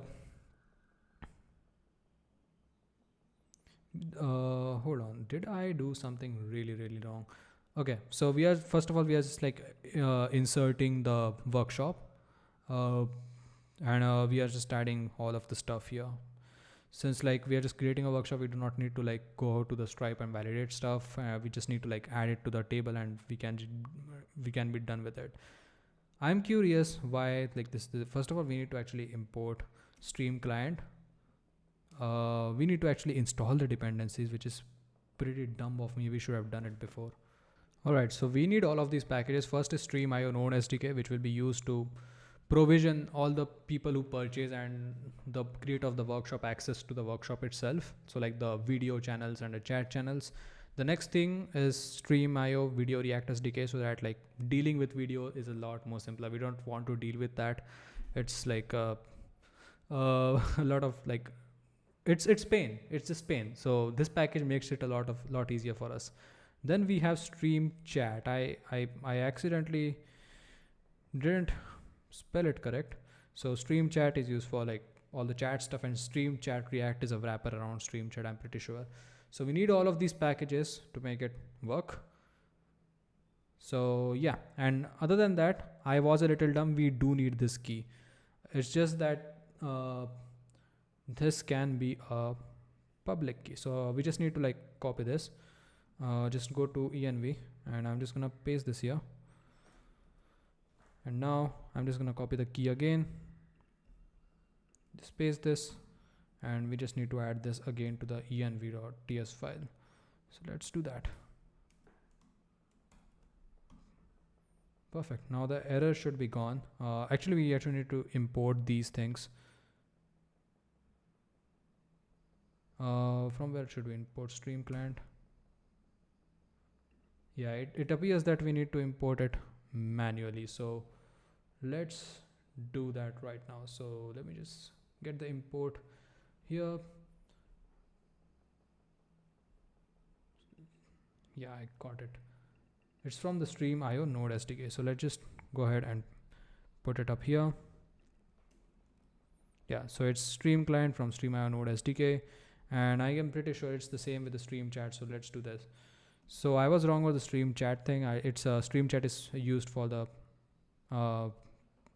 backend side of thing. It appears. So yeah, so we have both imported, and now we can simply just yeah, now it will just work. So what we are doing here, like after like we explained, like we inserted it into our database, the next thing we want to do is provision the creator and the purchaser with the workshop access. So for now, like we just created the workshop. The only person who should technically have access is the creator. So we are gonna create like make the access, like give the access to the creator. First of all, we are gonna create a call. We are gonna use default. There are multiple different, like there are live streams and stuff. There's also a development mode which like bypasses all the restrictions, like when it comes to who can join and who cannot. Probably should not use it, but like it's better if you like just leave it to default. You can use live stream if you want to, but like then it's going to be difficult for you to interact with the people who purchase workshops. Or you can have it as a flag in your application, like do you want a live stream, do you want a default call? You can just do that, and I mean it's a really good assignment for you to have. Then we just pass in the workshop ID as a string. We are just going to pass, like you can pass any ID here, like anything. So we just pass in our workshop ID from a database, just makes it easier. And then we just await call.create. We have the call here, and we just create this finally. And in the members, like in data, first of all, we have the members, and we have a created by field. In both, we are just passing the user ID from the database, like the better auth user ID. And we are passing the role admin, which is very important here, because like the person who creates the workshop should have the admin rules. So that he can like kick, block, like stop the camera for someone else. So yeah, this is very important. And it's also very important that whenever somebody purchases the workshop, you don't give this role to them. So yeah, you need to really do this, because Cursor messed it up, and Cursor started to give like where we like do the purchase logic, it gave admin access to literally everyone. Hold on, this file is not saved for some reason. Okay. Now, next thing, the call is done, access is provided. The next thing we need to do is we need to actually give access to the chat channel. These two are different products by stream, so you need to manage them differently. So this is going to be a messaging channel, and again we are going to pass in the same ID. We are going to pass in the member and the created by with the role of admin. Pretty straightforward, and we are just going to create the channel. Now whenever somebody purchases, we are just going to add them to these channels. Perfect. And now the next route we are going to need here. Okay, hold on. So we are done with create workshop. The next route we need is get shop details. So whenever like in the demo, when we went to the shop, we saw all the workshops and stuff there. So this is the shop section, but except we are not like passing in the workshops itself, we are like passing in the shop details. So get shop details, like the name of the shop, the photos and stuff. So this is very, very like generic, like there's nothing much to worry about here. We're just getting the ID of the shop. We are like getting the user. Then we are just like passing in the name, image and email, and just omitting everything else. We only pass whatever we need them to know. So we want like the shop, we only want the name, image and email there. Email you can omit, you don't really need it to be honest, but like if you want like the contact feature, something like that, you can have the email there. If the shop does not exist, we just pass in the shop not found thing. So yeah, that is done. The next thing we need is get workshops by ID. So this should be like a get workshop by ID. So basically this will be like when you are on somebody's shop page, you will get their workshops. Like you can actually merge this with the previous one we had, like the get workshop one. But the reason I'm creating it differently is because like if you decided to remove the time requirement from the previous one, this has a time requirement. So like the workshops that has already been done should not appear again. So yeah, I'm pretty sure this is already imported, right? Okay. So the next thing we need is a purchase workshop one, which is going to be a little bit bigger. Hold on, let me just.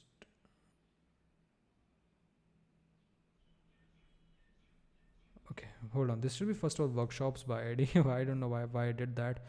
The next is going to be purchasing a workshop. I'm gonna copy this. This is going to be a big one, very big one. Because we are gonna use Stripe checkouts in this. Even though we are using Stripe Connect, we are still gonna need to use Stripe checkout because we need to collect payment from the user somehow. Even though it's like not touching our Stripe account directly. So let me just go ahead and start importing stuff here. Is there anything else we need to import? Nope. So let's go with it. So this is also going to be like, this is not going to be okay, this is going to be a mutation. Here we are like passing in the validation of it. So we are just going to get an ID of the workshop, which is going to be a number. So in mutation, we are going to go get the ID. The next thing we are going to go is check if the user authenticated or not, like we always do. Next is we get the shop details and check if it exists. And we also like we get the sorry, this is not a shop detail, it should be workshop. So we fetch the workshop, we see if it exists or not. If it does not exist, we throw an error. So yeah, I don't know why I did this 2 times. Really should remove this. And yeah, then we have workshop details. We store that workshop in the workshop variable. Then we check if the person whose shop it's the whose shop is that is I don't know. I'm like, okay, I cannot come up with the English words for that, but we gotta check if the shop's Stripe account is validated or it's onboarded or not. So yeah, we gotta check that. So we are just throwing errors here. We are just doing some basic database checks and nothing crazy at all. Then we are gonna check if the workshop is already purchased. So here we are gonna go to the purchase table. We're gonna check if like the user ID should be the current logged in ID. So the purchaser should be the ID here. The workshop ID should be the workshop ID here, which we get from the input. And we also check if the purchase successful is true or not. Like if this is false, there can be multiple different records in that table, because one can just click on purchase and click on purchase over and over again and create multiple links. We want to see if the purchase selected is true. And technically, by logic, there should be only one, because after the purchase is done, we are not allowing them to purchase again. And that's what we are doing here. If purchase is .length is greater than 0, you have already purchased this workshop, so you probably should not be able to buy this again. The next thing we are going to do is we are going to get the price ID for that specific workshop product in Stripe. So we are going to like pass in the Stripe product ID here from the workshop table we got. And important, we are passing in the Stripe account ID of that shop. It is very important here again. So like this, I know we are like doing layers of things. There are multiple parties involved here, which is like the beauty of things. This is the shop owner's account ID, Stripe account ID, not the purchasers. So this is very important to note. So the next thing we need is we need to create a Stripe accounts, not accounts. We need to create a Stripe checkout session. The line items we just need to pass in the price ID here and the quantity here. The next thing we need to do is the mode should be payment. Success URL should be like the base URL / created by. So basically the shop ID here. Shop ID is basically the user ID, to be honest. And we need to just go to the success route, which we will create. And we need to pass in the checkout session ID. And this will be filled in by Stripe. We don't need to worry about this. So the reason for this success route is because we need a page to check if the payment is successful or not. We will be doing webhooks as well, but I like to have this second route as well so that we can handle race conditions properly. In case the webhook is too late to fire, we don't want the user to see that they are not subscribed yet. So if the webhook is late, they will see that they have not purchased it, and we don't want that. We want, if the payment is successful, they should be able to see that they have purchased it. So this is just a measure to do that. If the workshop is if this is cancelled, we just take it back to the shop. We're just passing customer email as well, and this is also very important. Application fee amount, we are like getting like a, what is this? I'm pretty sure it's like, yeah, this is 20% of the workshop price. So whatever the customer pays to the creator, 20% goes to our own Stripe account. So as EduShop's Stripe account, then we just pass in the Stripe account of the shop owner, and then we can simply just go ahead and do db.insert. We just create a new purchase in the table, and we just pass in the URL back to the front end. Now there are a lot of different things we need to do here for it to make it work. I wanna actually stop with the TRPC routes here actually, and I wanna go back to Auth and actually wanna make sure that we have everything we need. So let's go to auth.ts file here. We actually need to configure the webhooks. So it's going to be very interesting, but before we even do webhooks, a lot of what we do depends on the user ID. So like if you want to authorize the user, so whenever the user created a workshop, we authorize the creator of the workshop to join the workshop, right?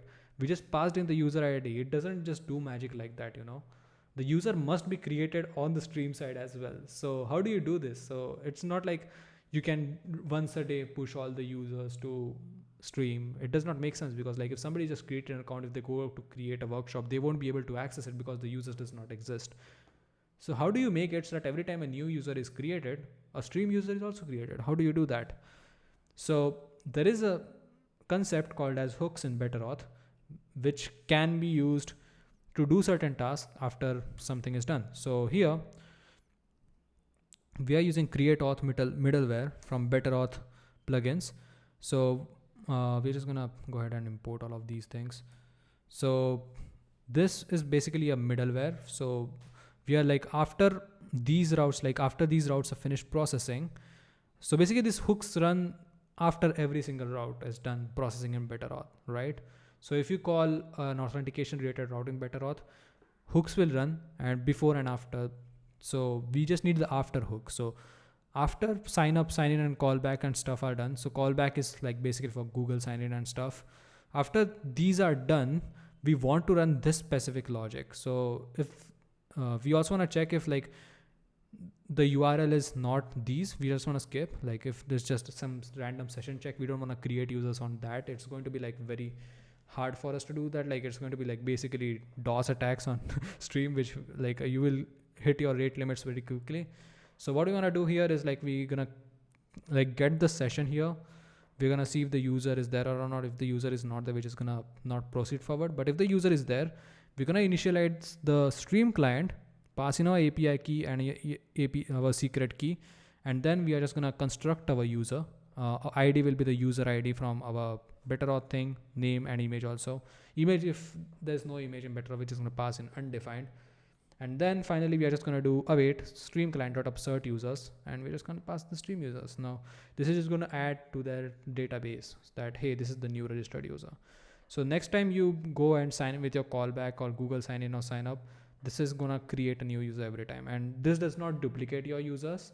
So if a user is already created, it won't be created again. And that's, I like that, you don't need another headache to keep track of customers. Whereas in Stripe side, you can create duplicate customers, which is very like it's a headache of its own. So yeah, this is now done. We now need to actually go ahead and install a package. Let's go and do bun-i, and we need BetterAuth /Stripe. So this is the Stripe plugin for BetterAuth. which is very handy when it comes to like going ahead and implement webhooks. We don't need to create an API route. We can simply just go ahead and do something like Stripe. Okay, hold on. We can simply just go and do Stripe. We need to import it. So import. Okay, we need this, but we need to actually rename this as Stripe client. And now we need to import the plugin as well. So import. It's choosing the right one, wrong one, sorry. So Stripe from BetterAuth Stripe. Perfect, exactly what we need. I hope it was much more easier than this. The next thing we need is a lot of configuration here. So the reason we are using this plugin is because it makes it a lot easier to do stuff here, you know. First of all, we are just going to pass in the Stripe client, which is basically a Stripe instance which we created before. The next thing is like create customer source sign up. This is a game changer, you know. The reason like whenever somebody does a payment, we need to create a customer for it so that like the payment is listed under that specific customer. But this makes it a lot more easier because like every time a user signs up to your website, a Stripe customer is also created.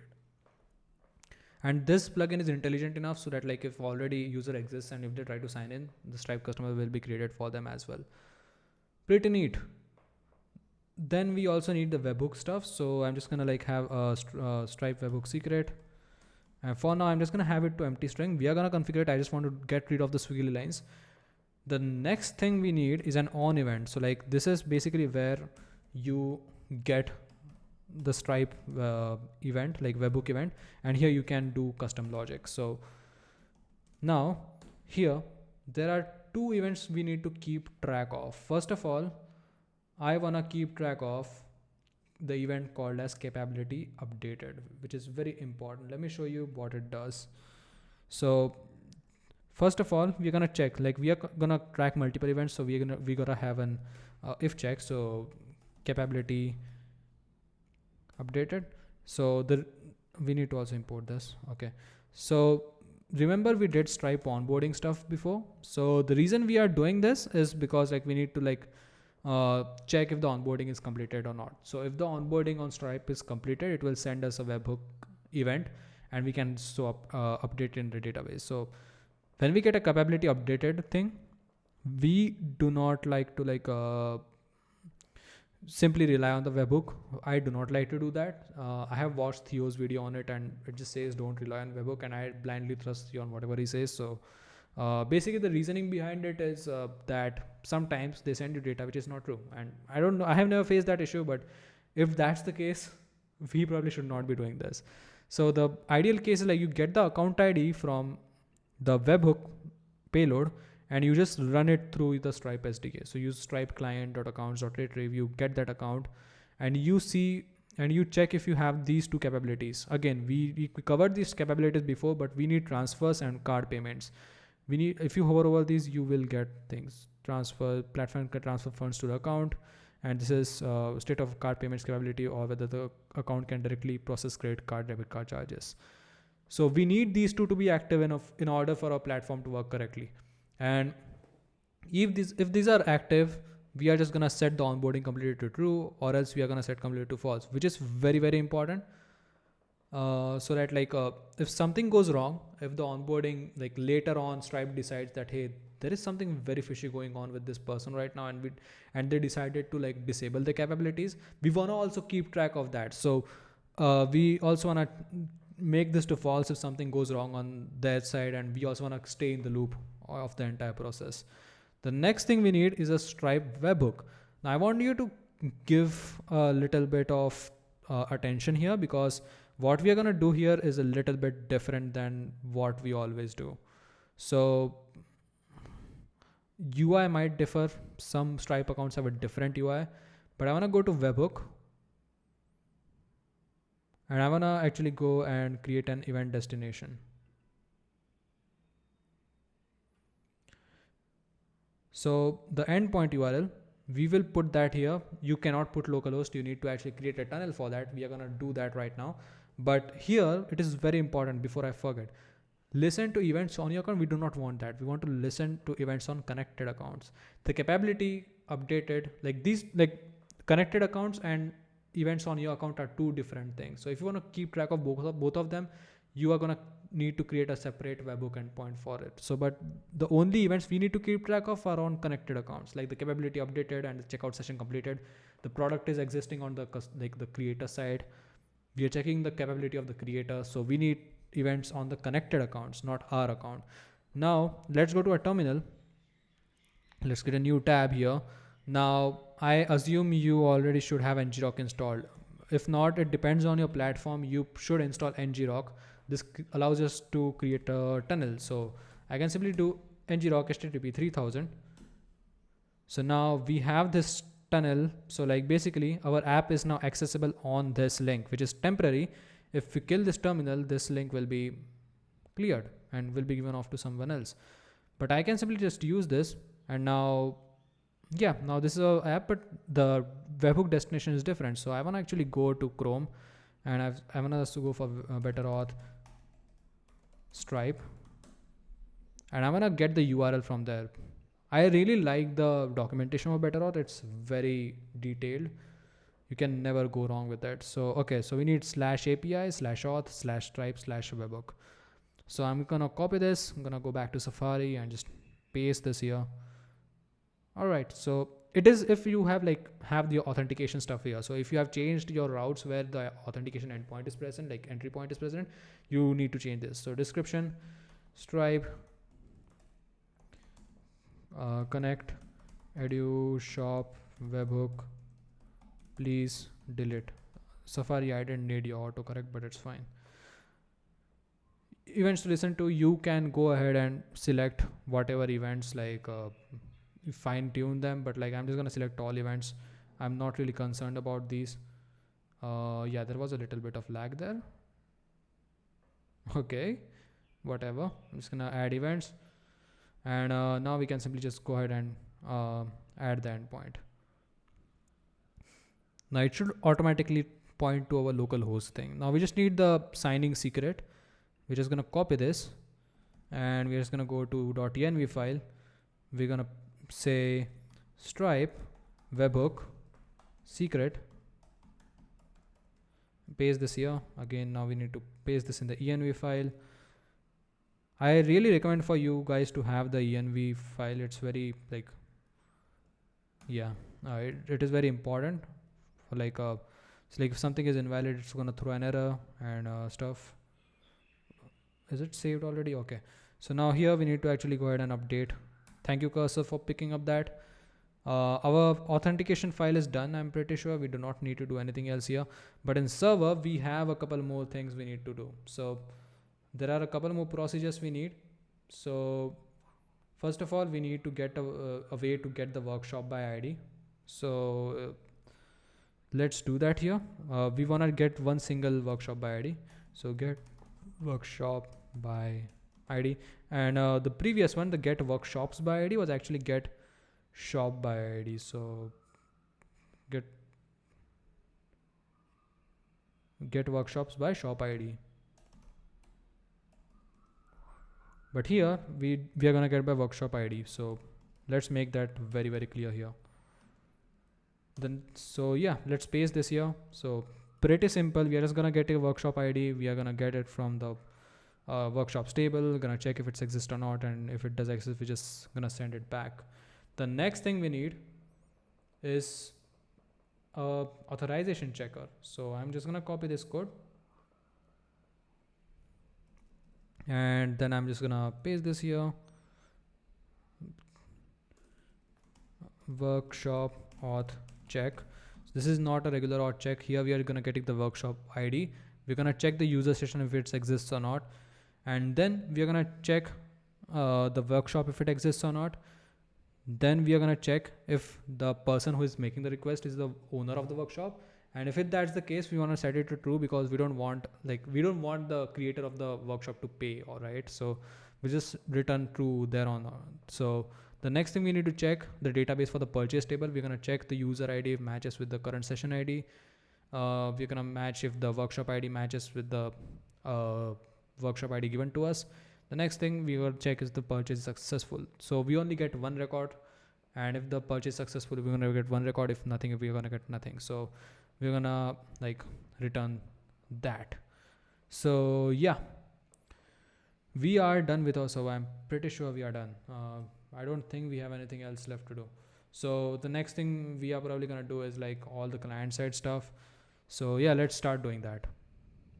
Alright, let's start with the dashboard page. We have all the missing server pieces together. We only need to focus on the UI stuff now. It's like pretty easy. And also like interfacing with the TRPC stuff. Okay, so let's go to, okay, where is it? Where is dashboard? Okay, hold on. We need to actually create the dashboard. I was checking the wrong cursor thing. So I'm gonna go to dashboard. I'm gonna create a new page.tsx file, and there are a lot of components associated with it. So like while I'm copy pasting, I also want to show you what I'm doing with here. So there are two things. First of all, like if you're not familiar with Next.js, there are two different things. There like one is a client component, one is a server component, especially if you're using the app router. So now if you're using the app router, you're gonna have to deal with the server component stuff. So this is the page.tsx, the server component. You can actually make this a client component, but I actually want to go ahead and make sure that the session exists. We want to check if the user is logged in or not. And if the user is not logged in, we don't want to like have it here. So there is also one thing like this unauthorized function. We got to make it work. So let's go to next.config.ts and experimental auth interrupts true. Perfect. So this is how it will make it work. So like if we just have it unauthorized here, it will take to a 401 unauthorized page by default. So we don't need to do anything else. So yeah, now we can simply just go ahead and get the query client here, and then we can just go ahead and prefetch stuff. We want to prefetch the Stripe connection, and we also want to prefetch the user. So like before going to the client component, we want to prefetch these data, so that like whenever we go to like the client component, we are not waiting for this data, and we are not waiting for a loading sim for this specific data. So yeah, and we are using dehydrate so that like we can like just pass in the data to the client component. Like this is the tan stack query stuff. Makes it very easy. Now the squigglies we are getting is because we don't have a client component yet. So like let's just go ahead and create a new client.tsx file. This is going to have a ton of different things. It's going to be a very long file. So yeah, please bear with me. I'm just gonna go ahead, copy this entire thing.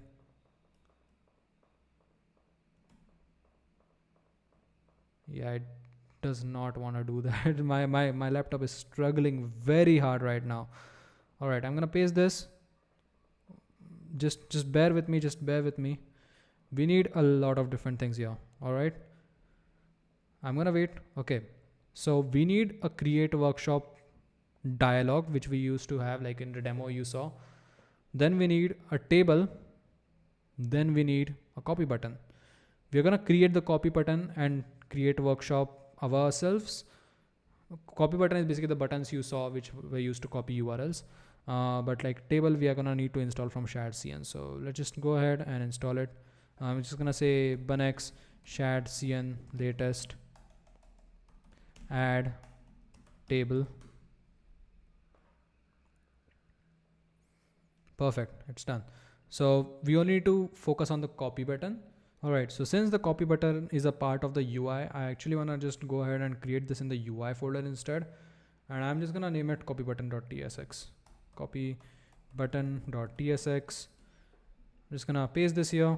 So basically this is responsible for copying whatever we pass in the prop. So we are gonna have a value which is going to be copied.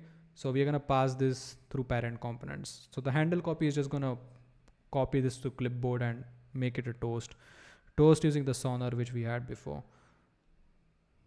Do we have sonar configured yet? Not really sure. Let's see providers. Yeah, we have a toaster component. Okay, perfect. Now the next thing we need here is, what do we need? Copy button should work, right? Let's go to copy button. Yeah, it should work now. Like there's literally nothing else here. We'll restart the, yeah, we'll restart TS server, but let's do that right now actually. I wanna live with the fear that it's not working. Okay. No, it's still not done because create workshop still does not exist. It's just a little slow. Okay. The error on page is also gone. Now we just need to make the create workshop component. So I'm just gonna go ahead in components. I'm gonna create a new folder called as dashboard, and here I'm gonna create a new create workshop.tsx, and this is going to be a dialog which we saw in the demo. So I'm just gonna go ahead, copy this and paste this here. We're gonna go from everything, so just hold on, give me a sec. Once we copy everything, I'm gonna go over every single thing. So we need more stuff here. We need dialog input and text area from shadcn. So let's do that. Bunex shadcn latest add, what else? What do we need it? Dialog text area input. Text area input.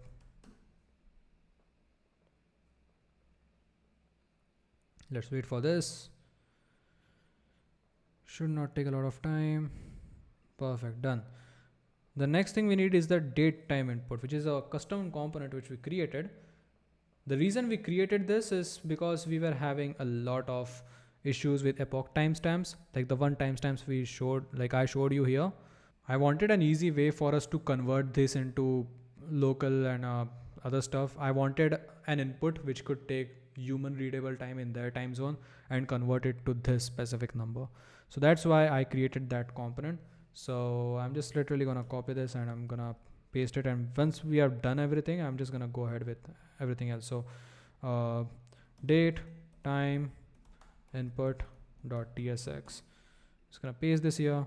So basically this is just changing stuff here, you know. I didn't take a lot of attention here, but like we are using epoch, like we are changing that to epoch timestamp and doing back and forth every now and then. So now here we go ahead and we just save this file. So you know what, let's go step by step. I actually want to also go ahead and restart the TS server while we are at it, but let's go to the page.tsx file. I think we already went through it. Now let's go to the client file. The first thing we are gonna do is we are use the use TRPC hook, which we created while setting up TRPC. The next thing is we are getting the Stripe connection ID. Now the thing is that when we are using this query options, it's not going to fetch on this client side. This is because like we already prefetched it in the page.tsx file, right? We did the prefetch stuff here, so it's just going to put the data here without even fetching it. Now it's going to do the fetches subsequently later on when it gets stale, but the first one is going to be from the server itself directly. So we are now getting the user as well. This is also prefetched on the server. The next thing we need is the workshops, which we are using the get workshops function in our TRPC backend. Then we need the create Stripe connection mutation. So we are using the mutate with the create Stripe connection function, which we can plug into any button. You should be familiar with tan stack query if you are like doing this. I'm pretty sure this looks confusing a bit, but we are getting the mutation options for create Stripe connection, and we are just passing what happens after success. So like we know for a fact that we get a URL, so it knows that we are going to get a string, and we get a URL and we just need to redirect to that URL after successful. So yeah, then we also need to do that for the Stripe update link. So yeah, basically it should be Stripe login link, but yeah, you can rename that. So want to check if the user does not exist or if the workshops are loading. We're going to show a loading screen. Other than that, we are going to have this very normal thing, and for manage payment for logging into the Stripe dashboard for the creator, we have the get Stripe update link, which we created the mutation for before. Then we have the copy button for copying the shop link. Now you can see like in the value, we do this because like this is also rendered on the server, so that it's difficult to get the URL of the page if we are running this on the server. So we check if it's on the server, and if it's not, we are just like using window.location.origin. So if type of window is undefined, it's running on server. That's my point. So yeah, This will copy this specific URL, and once it's copied, it will show shop link copied. All right. So yeah, we are like rendering the user image and stuff, and we are checking if the Stripe connection does not exist. We are making this little Stripe connection thing which we showed in the green before with the stripes and stuff. It says before you can start selling your workshops, you need to connect Stripe account, and on click we are just running create Stripe connection. And yeah, the advantage of using React query is that you get loading states very easily. So we can simply use eStripe connection loading, which we got from the mutation itself, and we can simply show loading spinner if that's the case. Now we just show in the like skeletons if the workshops are loading, but if the workshops are done loading, we just like show them right there in a table. Yeah, it's pretty much normal from here. So yeah, that is done. We should be able to now go ahead and, you know what, I actually also want to show you the create workshop thing. I almost forgot to show you this, but here we are not using any form library. Unfortunately, it's like not worth it. We don't have a lot of inputs anyways, so I have just set it to the state itself. But we are also getting the use TRPC, and we are using the mutation for create workshop now, and we are using the create workshop on the backend as well. Like we are passing the mutation options for the create workshop on the backend. So if it's the success, we want to refetch everything. So we are taking the refetch as props. So this is the refetch for the get workshops on the other page on the dashboard. So like if we create a workshop, I wanna refetch all the workshops that are present in the page so that the new workshops is reflected there. So if that makes sense. So yeah, you can also have a toast.success here, by the way. Workshop created successfully. Perfect. And then we have stuff here. So we just have the workshop description, price. Then we have date time input.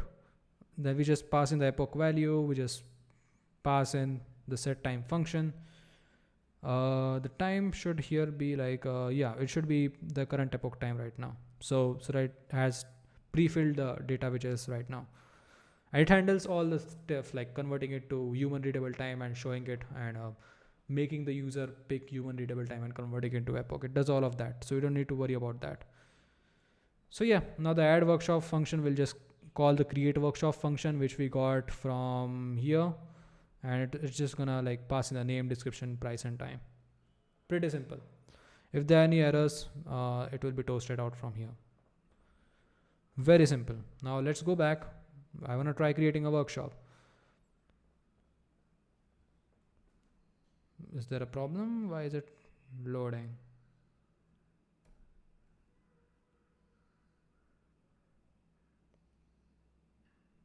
I'm pretty sure there is a problem, because like if there was no workshop, we should have gotten like there are no workshop. Okay, what's happening? Let's go to bun run dev. It says 500, which is pretty interesting. We should not get that, right? Is this a case? Oh yeah, we didn't push the schemas. So bun db. Oops, I killed the dev server. Now it's gonna take a lot of time to. What do you mean the service has stopped? Do I need to do this again? Yeah. db studio bun dev. All right. Let's see if we get something.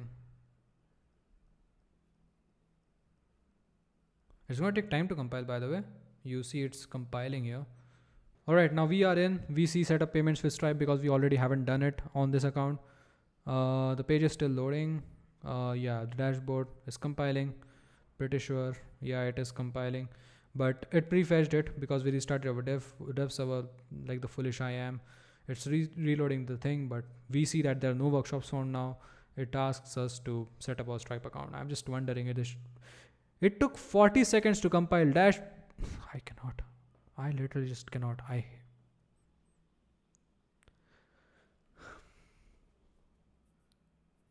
cannot. This is frustrating.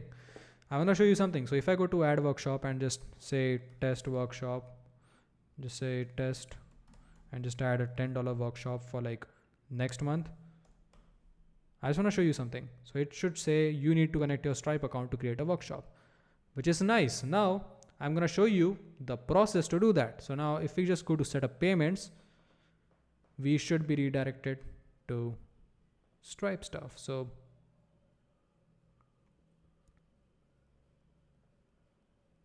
yeah, let's use the test phone number, submit, use test code. Now basically this is Stripe's onboarding. So this is like this depends on like this process is not fixed. This depends on what Stripe needs from the user, and you probably should not be caring about this. So yeah, individual,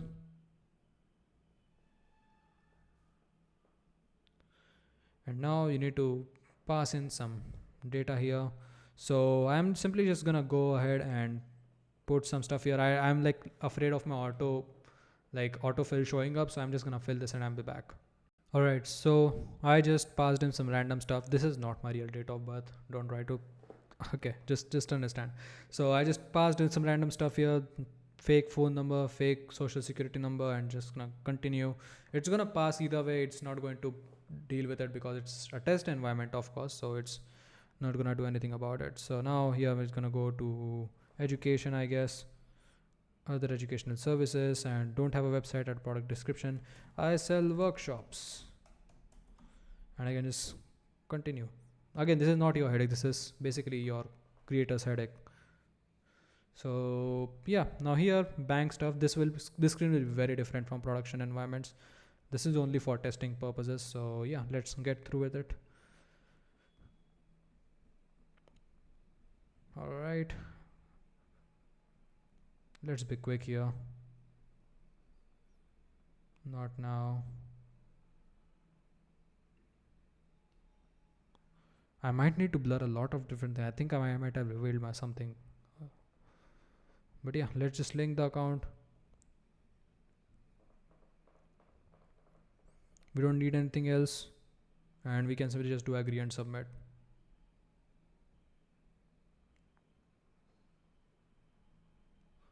You will be redirected in the moment, account onboarded. Perfect. Now it is done. The webhook was called and now our onboarding is done. To verify, we can just go to Drizzle Studio. We might need to reload this. And now let's go to Stripe connections, and we see the onboarding completed is 1, which is like true because SQLite doesn't have booleans. So Drizzle ORM deals with like integers 0 and 1 in that. So yeah, it works. Perfect. Now we can simply just go ahead and create a workshop here. I'm gonna go ahead, create a test workshop. I'm gonna say test. I'm gonna create $100 workshop and I'm gonna keep it for like July, and add workshop. Workshop created successfully. It appears here. We don't have a shop yet, so we need to do that. But like for now, what I want to do is I want to go to like click on manage payments and see what happens. I want to show you the dashboard of that as well. Since now we are here, it takes us to Stripe Express.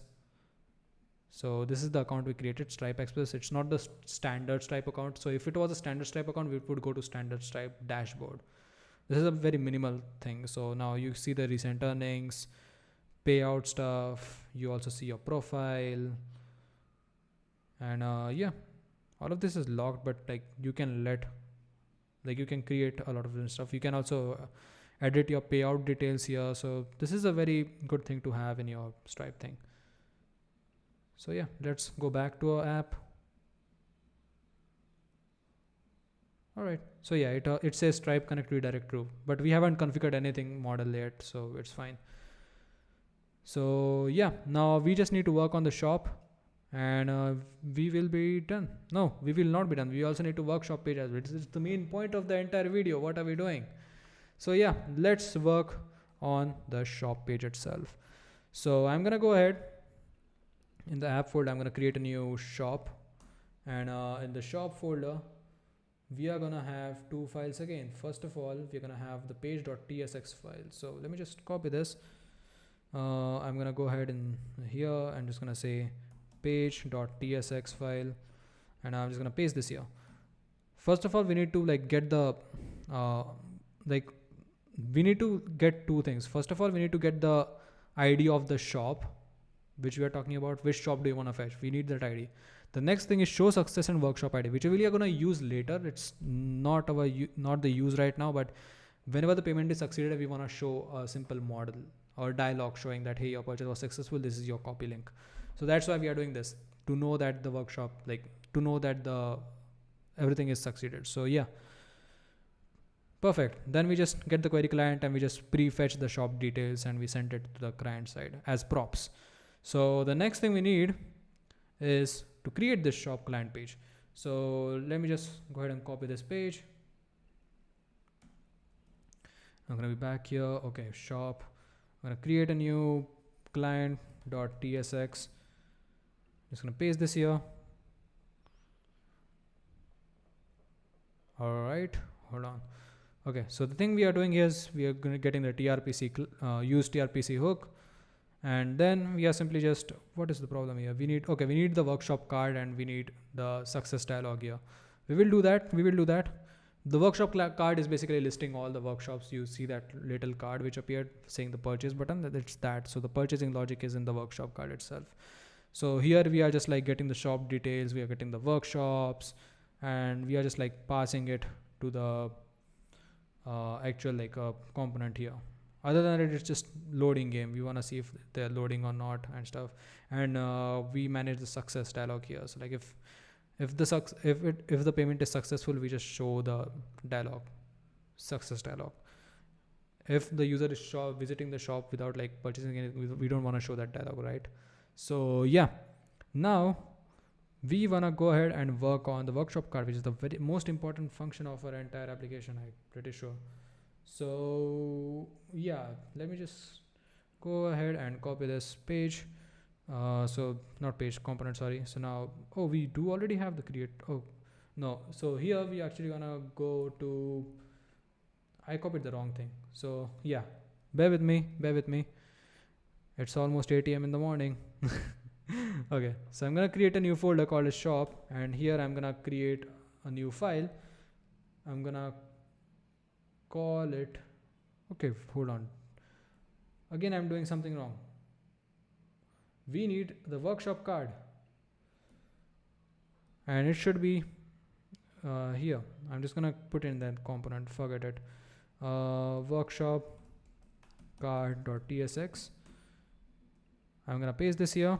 So what we are doing here exactly is we are getting props from the parent component. We need the ID, name, description, time, and price. And we are getting TRPC. We are making the mutation. We are using the mutation to get the checkout URL.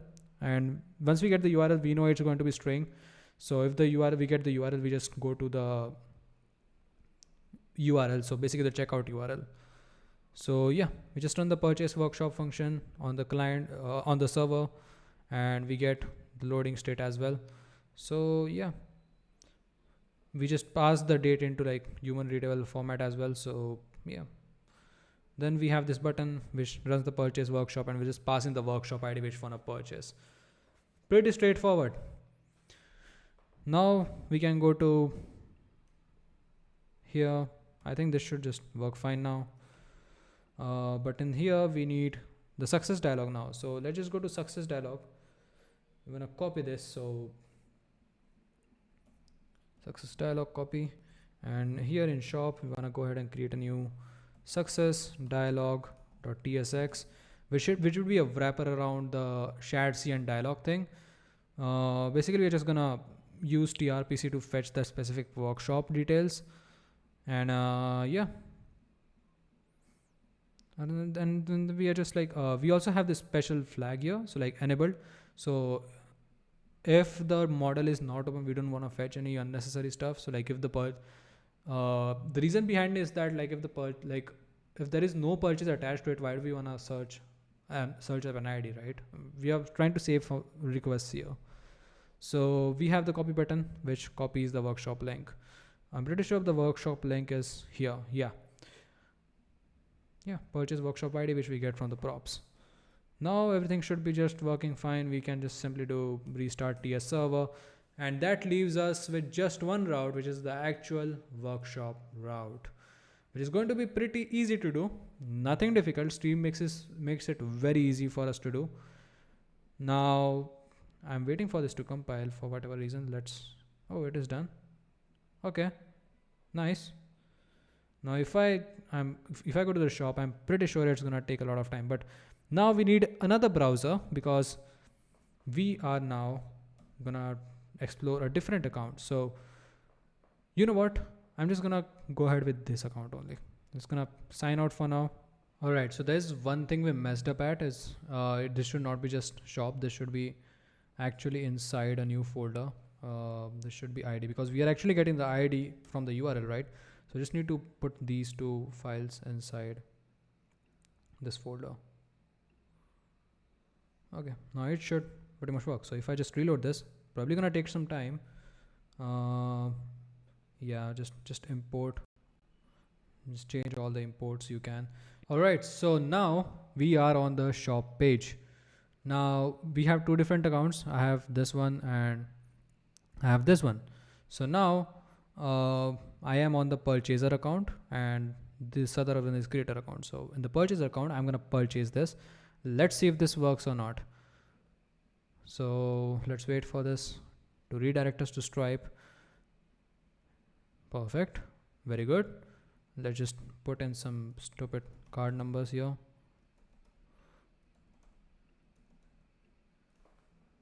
Random purchaser. Don't need to provide a real name, it's fine.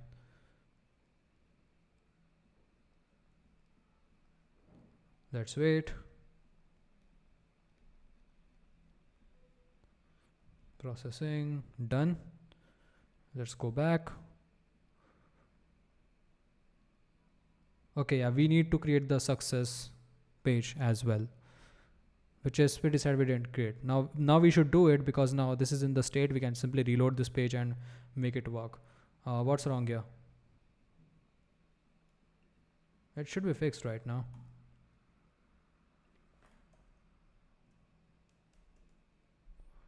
Yeah, now what we're gonna do is probably we should go to here and create a new folder. My Mac is not doing well with this.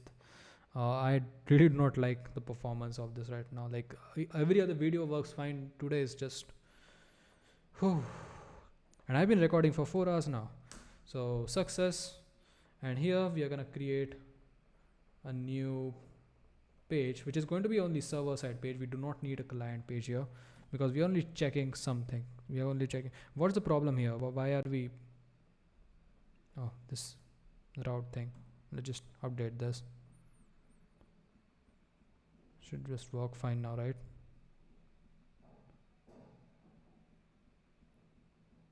I just cannot. Why is this not working now? Okay, I'll just wait for it. But now here we're just gonna create a new page.tsx file and I'm just gonna paste this here. So what we are doing here is pretty simple. We are getting the params and search params. We need the ID, workshop ID basically from the URL, which is /shop/ whatever that is. So we need the shop ID. The next thing we need is the checkout session ID, which will be provided to us by Stripe via search params. So _ Stripe checkout ID, something like that. So if we don't have Stripe checkout ID, we'll just go to the shop right away. We don't need to deal with it. But if we have it, we are just gonna get the Stripe customer ID. And the next thing we're gonna do, if the customer does not exist, we are just gonna return. So any failed case, we just redirect back to the shop, right? Without doing the success thing here. So we are gonna get the creator Stripe customer ID. So basically the account ID it means, so like we need to get the account ID of the creator. And the next thing we need to do is retrieve that specific checkout session. So the reason we got the creator's account ID is because we need to pass it in here like we used to do before. So we just retrieve the checkout session here. And if the checkout session is not complete, we redirect back without passing the success thing. But if the checkout session is complete, we update the database and set the purchase successful true. We do not wait for the the webhook. We just set it to true right here, right then, and we just get the purchase here, and we just go and go to the workshop ID right here. Perfect. It is work. Now if I just go ahead and yeah, it's already taken me here. Perfect. Purchase successful. Test workshop. Copy workshop link. If I just go ahead and try to paste this. Yeah, workshop 1. Perfect. Now we actually need to make this work. Now we need to work on the workshop page. Yeah, let's do this. We are ending on the video. The video should be finished pretty soon.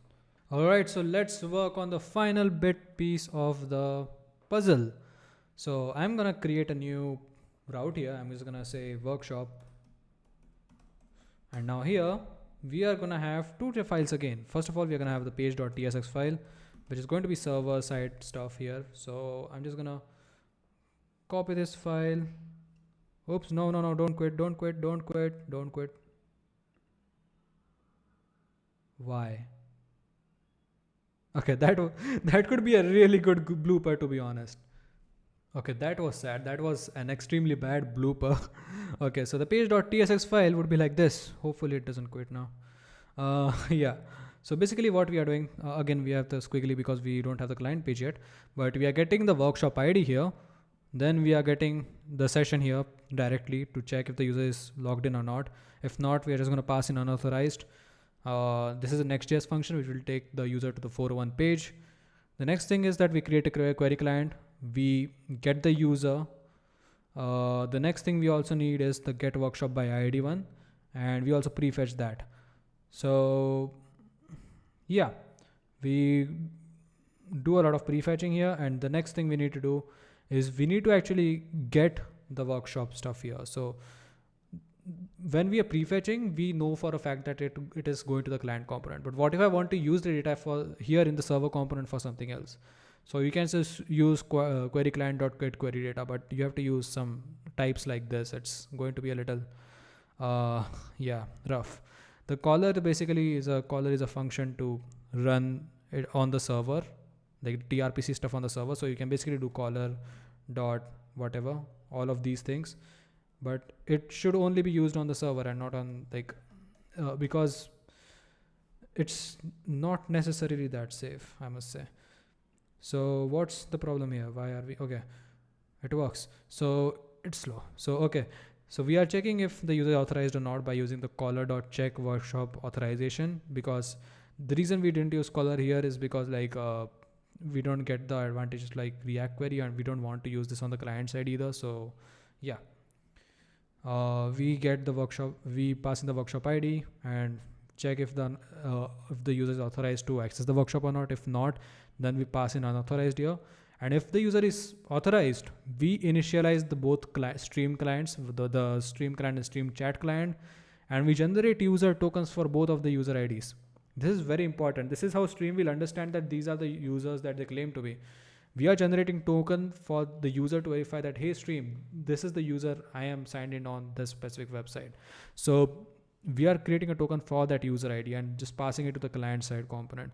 And now we can simply just create the client side component. This is probably going to be the last file that we create. So client.tsx, let's go to client.tsx on my other VS Code.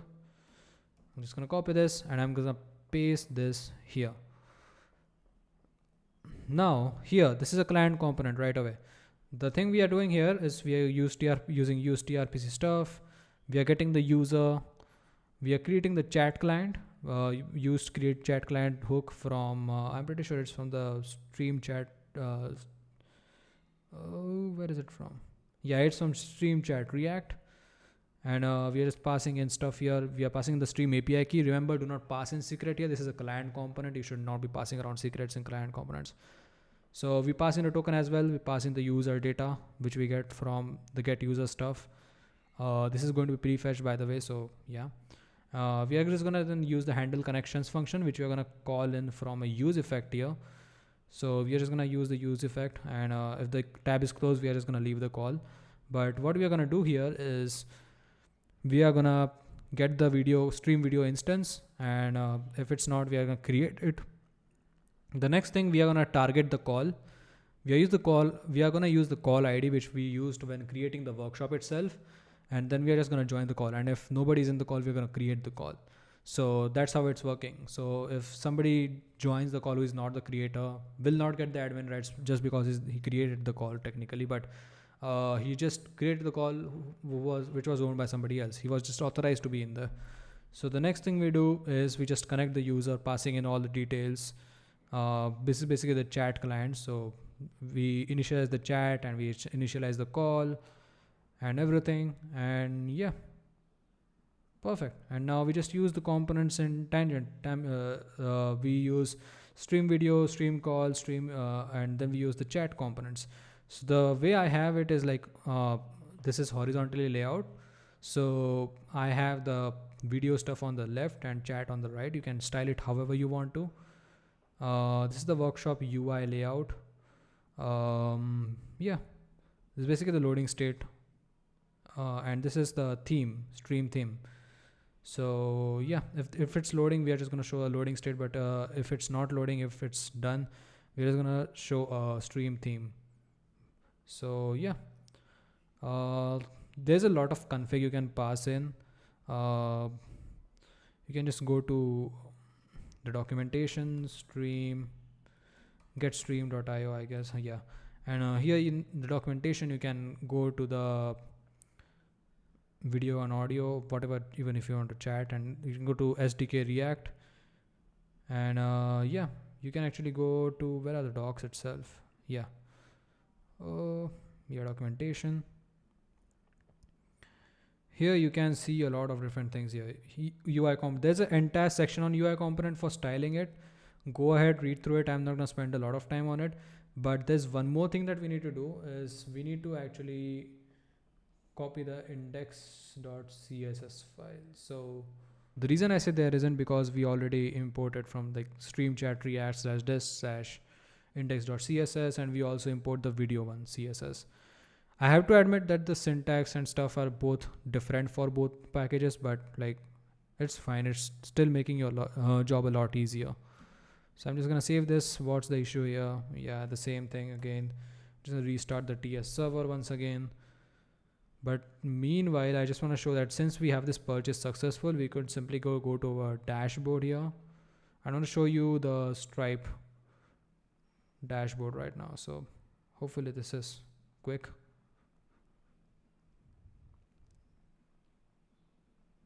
Perfect. Let's wait.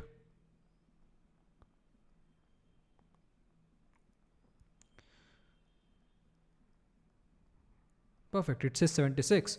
It says amount is 100, and the person only got 76 because the rest is going into our account, into our Stripe account. So if you go to Safari, where is Safari? It must be somewhere here.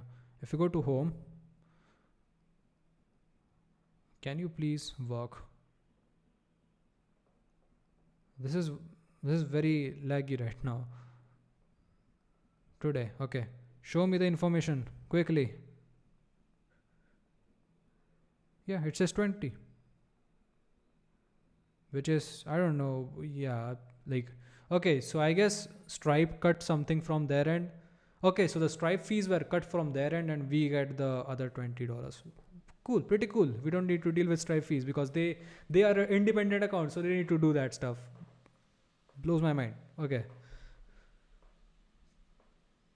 perfect. Now the only last thing we need to test is actually going ahead and testing out the workshop. So first of all, I'm pretty sure it's going to take time. So let's go to localhost 3000 and let's go to our dashboard. Please don't take time.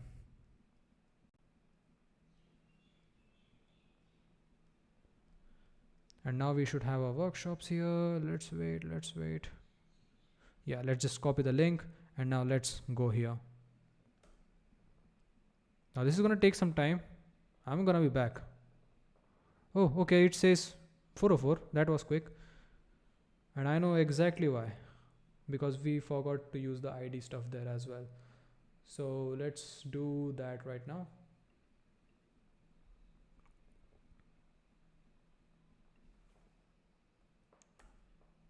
Can I create a folder without it lagging, please? I'm just gonna pass this here. Let's pass this here as well. Perfect. Now if I go here, reload. All right, so we are here. It works. We have the chat also. We can simply say hi.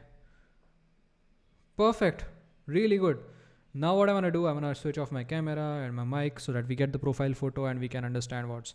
If we go with the same link using the other account, where is it? Okay, it must be somewhere here. Okay. If we go to a new tab, please open. Please don't do this to me. We're already ending the video. Let's just work right now. Go. Let's wait. It should not take a lot of time to do this because already compiled. Okay, it says that it's not allowed to do messaging, which is interesting. We did allow them to do message. Let's reload and see if it's something else. User with role user is not allowed to perform action read channel and scope messaging. Interesting. Okay, so there is a mistake and I think I messed up as well. In my other build I also messed up a bit. So the thing is that we didn't set up the webhook for payment success, right? We only did it here somewhere. So if we go to success page, we did things here. We just made sure that it is added in the DB and it's fine. So it is added in the DB. So it lets us go into this page, right? But it's not letting us do anything because we didn't authorize it on the stream side. So we do this on the webhook side. So let's go to the shop and sorry, not shop. We actually need to go to auth.ts file and we need to actually add the webhook event here. So that's my bad. There you can also add this. The reason I said that it's also my bad is because you can also add that functionality of like making sure that the stream access is given to the user in the success route as well, but I kind of want to have it in the webhook itself. So checkout session completed. Perfect. So now what we are doing here is again we need to import a type here, so let's just do that. Hey, okay, so we are getting the checkout session, we are doing the same checks here, then we are gonna, okay, is it gonna work? Okay, so the thing here is like everything, the logic is same which was in the other success route, but the thing is we are actually going to use the video call and we are gonna also use the update call members function here to add the member to the video call. Although it was not necessary because like as you saw, like if it was checking from a database itself, and if the database didn't have the entry, the user won't reach this page itself, so you don't need to really stress about that. But the chat is really important. We need to add the member to the chat itself. So let's go ahead and try this again. I wonder if I can like resend the webhook. You know what? We should try this again. I'm just gonna cross this away. Okay, let's just, okay. What? Why is the shop route? Okay. Now I wanna go ahead and I just wanna go to normal shop route here, not with the URL params. We are gonna need to actually go ahead and create a new workshop again. So I'm gonna go to dashboard.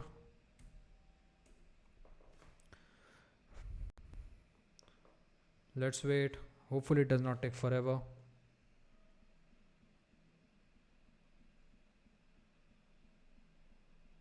What? Why? I removed it from the URL. Why are you doing this to me? I removed it from the URL. What? Alright, I made another workshop and I just purchased it. I didn't want this video to die because of my performance.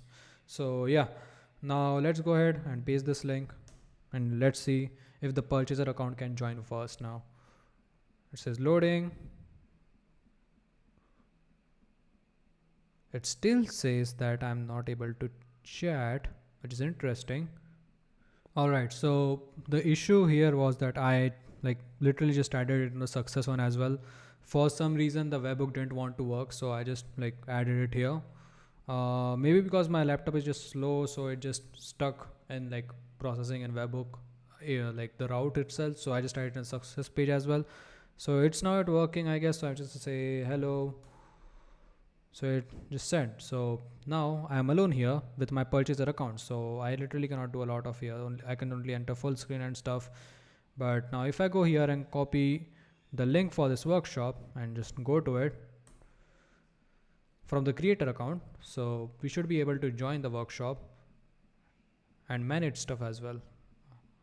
Joining workshop. Now we see the unread messages, and now we can also simply just type messages here. Hello there. And yeah, it has that scene indicator as well, as you can see. Perfect, this works. Finally this works. And as an admin you can actually control this user, so I can simply go here and do whatever I want to do. So yeah, that's it.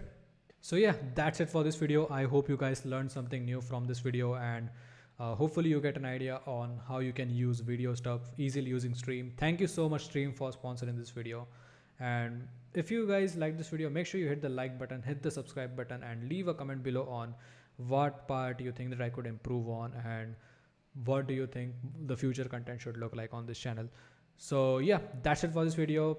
I literally just recorded this video. It's been 5 hours since I have been recording. I don't know how long this final video out will be. Probably have to cut it down. Probably, I don't know how long it's gonna be. So yeah, let's see. I'll see you guys in the next one. Bye.